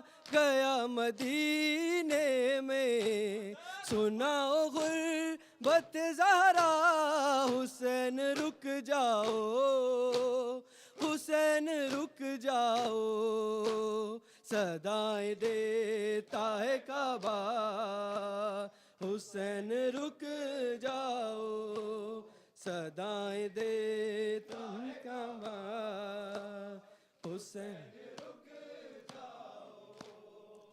صدائیں دیتا ہے کعبہ، حسین رک جاؤ، سنا ہے کرب و بلا میں بلا کی گرمی ہے، تمہیں پتہ ہے اسے کتنی پیاس لگتی ہے ساتھ بالی سکینہ، ہے ساتھ بالی سکینہ، حسین رک جاؤ، حسین رک جاؤ، صدائیں دیتا ہے کعبہ، حسین رک جاؤ، صدائیں دیتے ہے کعبہ، حسین رک جاؤ، صدائیں دیتا ہے کعبہ، حسین رک جاؤ، انہیں خبر ہے نہ چھوڑیں گی تم کو وہ تنہا، تمہاری ماں سے زیادہ چلا نہیں جاتا، ہے ان کا پہلو شکستہ، ہے ان کا پہلو شکستہ، حسین رک جاؤ، حسین رک جاؤ، صدائیں دیتا ہے کعبہ، حسین رک جاؤ، صدائیں دیتا ہے کعبہ، حسین رک جاؤ، صدائیں دیتا ہے کعبہ، حسین رک جاؤ، کہو رباب سے بے شیر کو بھی لے آؤ، علی کی طرح یہاں پر مکین ہو جاؤ، تمہارا بچہ ہے چھوٹا، حسین رک جاؤ، صدائیں دیتا ہے کعبہ، حسین رک جاؤ، صدائیں دیتا ہے کعبہ، حسین رک جاؤ، نہ بدلو حج کا ارادہ، نہ بدلو حج کا ارادہ، حسین رک جاؤ، حسین رک جاؤ، صدائیں دیتا ہے کعبہ، حسین رک جاؤ، صدائیں دیتا ہے کعبہ، حسین رک جاؤ، محرم کے تو بدلی میں چلا جائے چاند، محرم کے تو بدلی میں چلا جائے چاند، محرم کے تو بدلی میں چلا جائے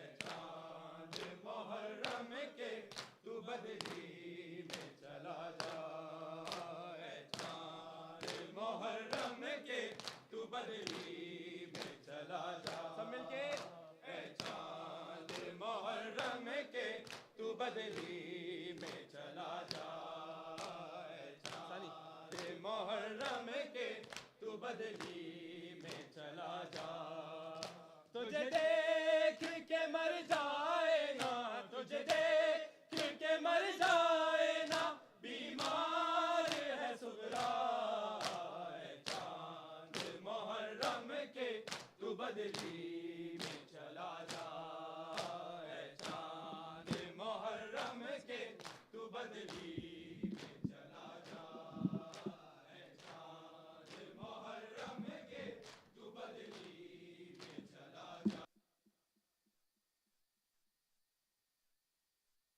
جا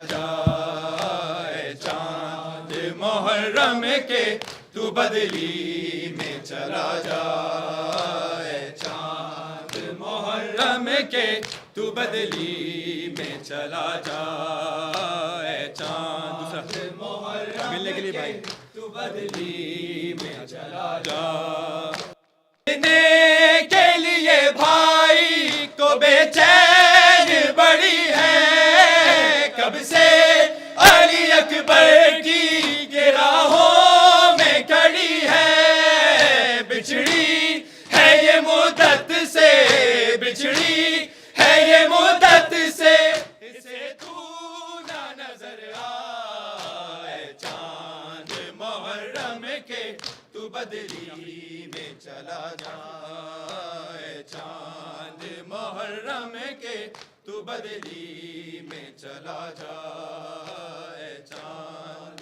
محرم کے تو بدلی میں چلا جائے چاند محرم کے تو بدلی میں چلا جا سہرا کے نصیبوں میں رونا ہی لکھا ہے سردار معصومہ کو ملی کیسی سزا ہے خط آ یا نا اکبر کا خط آ یا نا اکبر کا روتی رہی سغرا اے چاند محرم کے تو بدلی میں چلا جا اے چاند محرم کے تو بدلی میں چلا جا اے چاند محرم کے وہ عابد بیمار تھا وہ عابد بیمار تھا وہ عابد بیمار تھا وہ عابد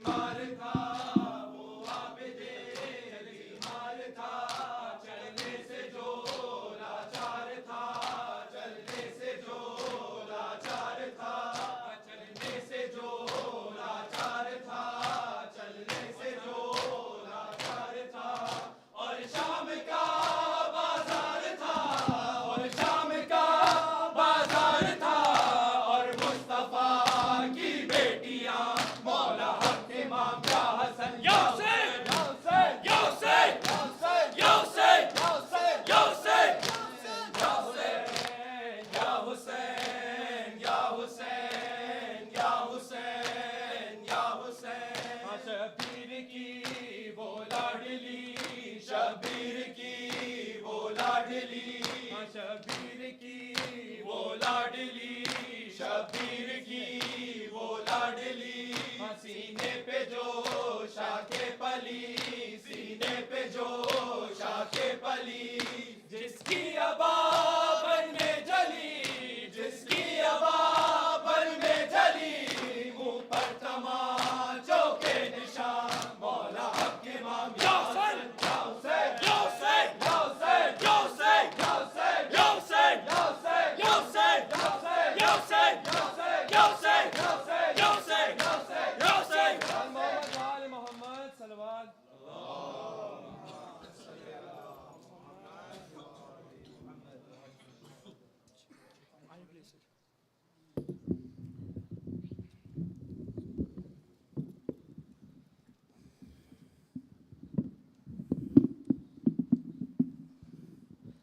بسم الله الرحمن الرحيم.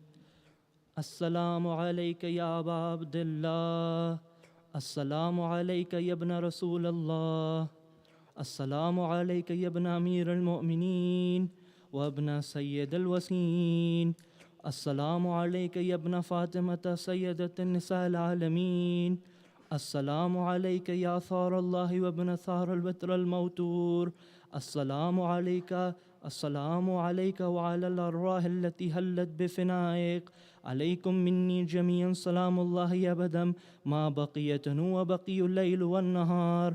يا أبا عبد الله، لقد عزمت الرزية وجلت وعزمت المصيبة بك وعلينا وعلى جميع أهل الإسلام، وجلت وعزمت مصيبتك في السماوات على جميع أهل السماوات.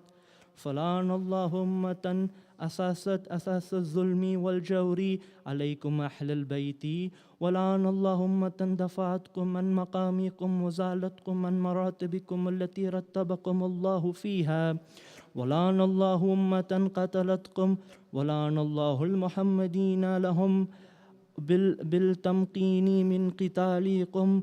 بريت إلى الله وإليكم منهم ومنهم أشيائهم وأتباعهم وأوليائهم. يا أبا عبد الله، إني سلم لمن صالمهم وهرب لمن حاربهم إلى يوم القيامة.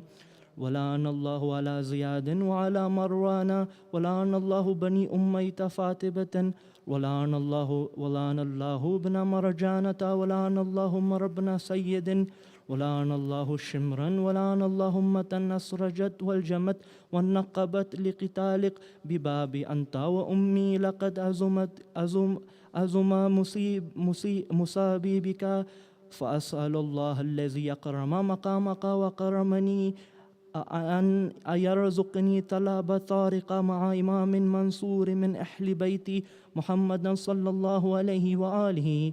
اللهم أجعلني عندك وجها بالحسين عليه السلام في الدنيا والآخرة. يا أبا عبد الله، إني أتقرب إلى الله وإلى رسوله وإلى أمير المؤمنين وإلى فاطمة وإلى الحسن وإليك بموالاتك وبالبراءة ممن أساس ذلك وبيا عليه بنيانه وجرى في ظلمه وجوره عليكم وعلى أشيائكم. بريت إلى الله وإليكم منهم، وأتقرب إلى الله ثم إليكم بموالاتي وإليكم وبالبراءة من أعدائكم والناصبين لكم الحرب وبالبراءة من يشيائهم وتبايهم. وإني سلم لمن صالمهم وحرب لمن حاربهم وولي لمن ولعكم وعدو لمن عاداكم. فأسأل الله الذي يكرمني بمعرفتكم ومعرفة أوليائكم ورزقني البراءة من أعدائكم أن يجعلني معكم في الدنيا والآخرة، وأن يثبت لي عندكم قدم صدقي في الدنيا والآخرة. وأسأله أن يبلغني المقام المحمود لكم عند الله، وأن يرزقني ثواب ثاري مع إمام هدى ظاهر ناطق بالحق منهم. وأسأل الله بحقيكم وبالشان الذي لكم عنده أن يؤتيني بمصابي بكم أفضل ما يؤتي مصابا بمصابته، مصيبته ما عازمها وعازم رزيتها في الإسلام وفي جميع السماوات والأرض. اللهم اجعلني في مقام هذا ممن تناله منك صلوات ورحمة ومغفرة. اللهم اجعل محيا محمد وآل محمد وممات محمد وآل محمد. اللهم إن هذا يوم تبركت به بنو أمية وابناء عاقلة الأقباد، اللئين ابن اللئين على لسانك نبيك صلى الله عليه وآله في كل موطن وموقف وقفا فيه نبيك صلى الله عليه وآله. اللهم لعن أبا سفيان ومعاوية ويزيد بن معاوية عليهم منك اللعنة أبد العابدين. وهذا يوم فرحت به علو زياد وعلو مروان بقتلهم الحسين صلوات الله عليه. اللهم اللهم فزائف عليهم اللعنة منك والعذاب. اللهم إني أتقرب إليك في هذا اليوم وفي موقفي هذا وأيام حياتي بالبراعة منهم واللعنة عليهم وبالمعالاة لنبيك وعلى نبيك عليه وعليهم السلام. اللهم لعن أول ظالم ظلم حق محمد وآل محمد وآخرة به له على ذلك. اللهم لعن عن الإصابة التي جهادت الحسين وشيعت وبيات وتبعت على قتله. اللهم لعنهم جميعا. السلام عليك يا أبا عبد الله وعلى الأرواح التي حلت بفنائك. عليك مني سلام الله أبدا ما بقيته الليل والنهار. وعلى جعل الله الآخر ليحدي مني لزيارتكم. السلام على الحسين وعلى علي بن الحسين وعلى أولاد الحسين وعلى أصحاب الحسين. اللهم خص أنت أول ظالم باللعن مني وعبد به أولا ثم الثاني والثالث والرابع. اللهم لعن يزيد خامسا ولعن عبيد الله بن زياد وابن مرجانة وعمر بن سيد وشمرا وعلى أبي سفيان وعلى زياد وعلى مروان إلى يوم القيامة. اللهم لك الحمد. اللهم لك الحمد حمد الشاكرين لك على مصابهم. الحمد لله على عظيم رزيتي. اللهم ارزقني الشفاعة الحسين يوم الأرود وتبت لي قدم صدق عندك مع الحسين وأصحاب الحسين الذي بذلوا محاجهم دون الحسين عليه السلام. اللهم صل على محمد وعلى آل محمد.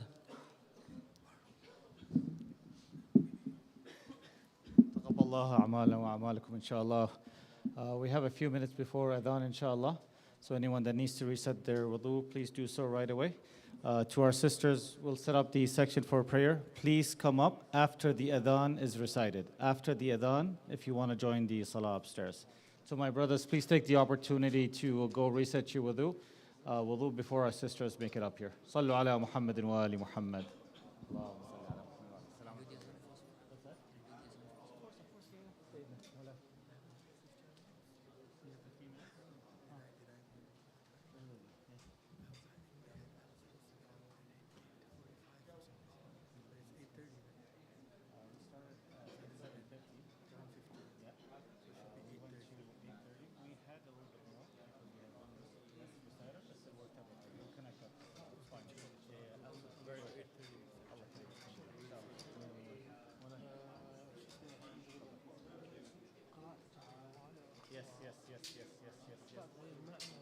Yes, so غيور قلبي انه هو he's signed up for a number of things including قال لي انتبه على قراءة اليوم.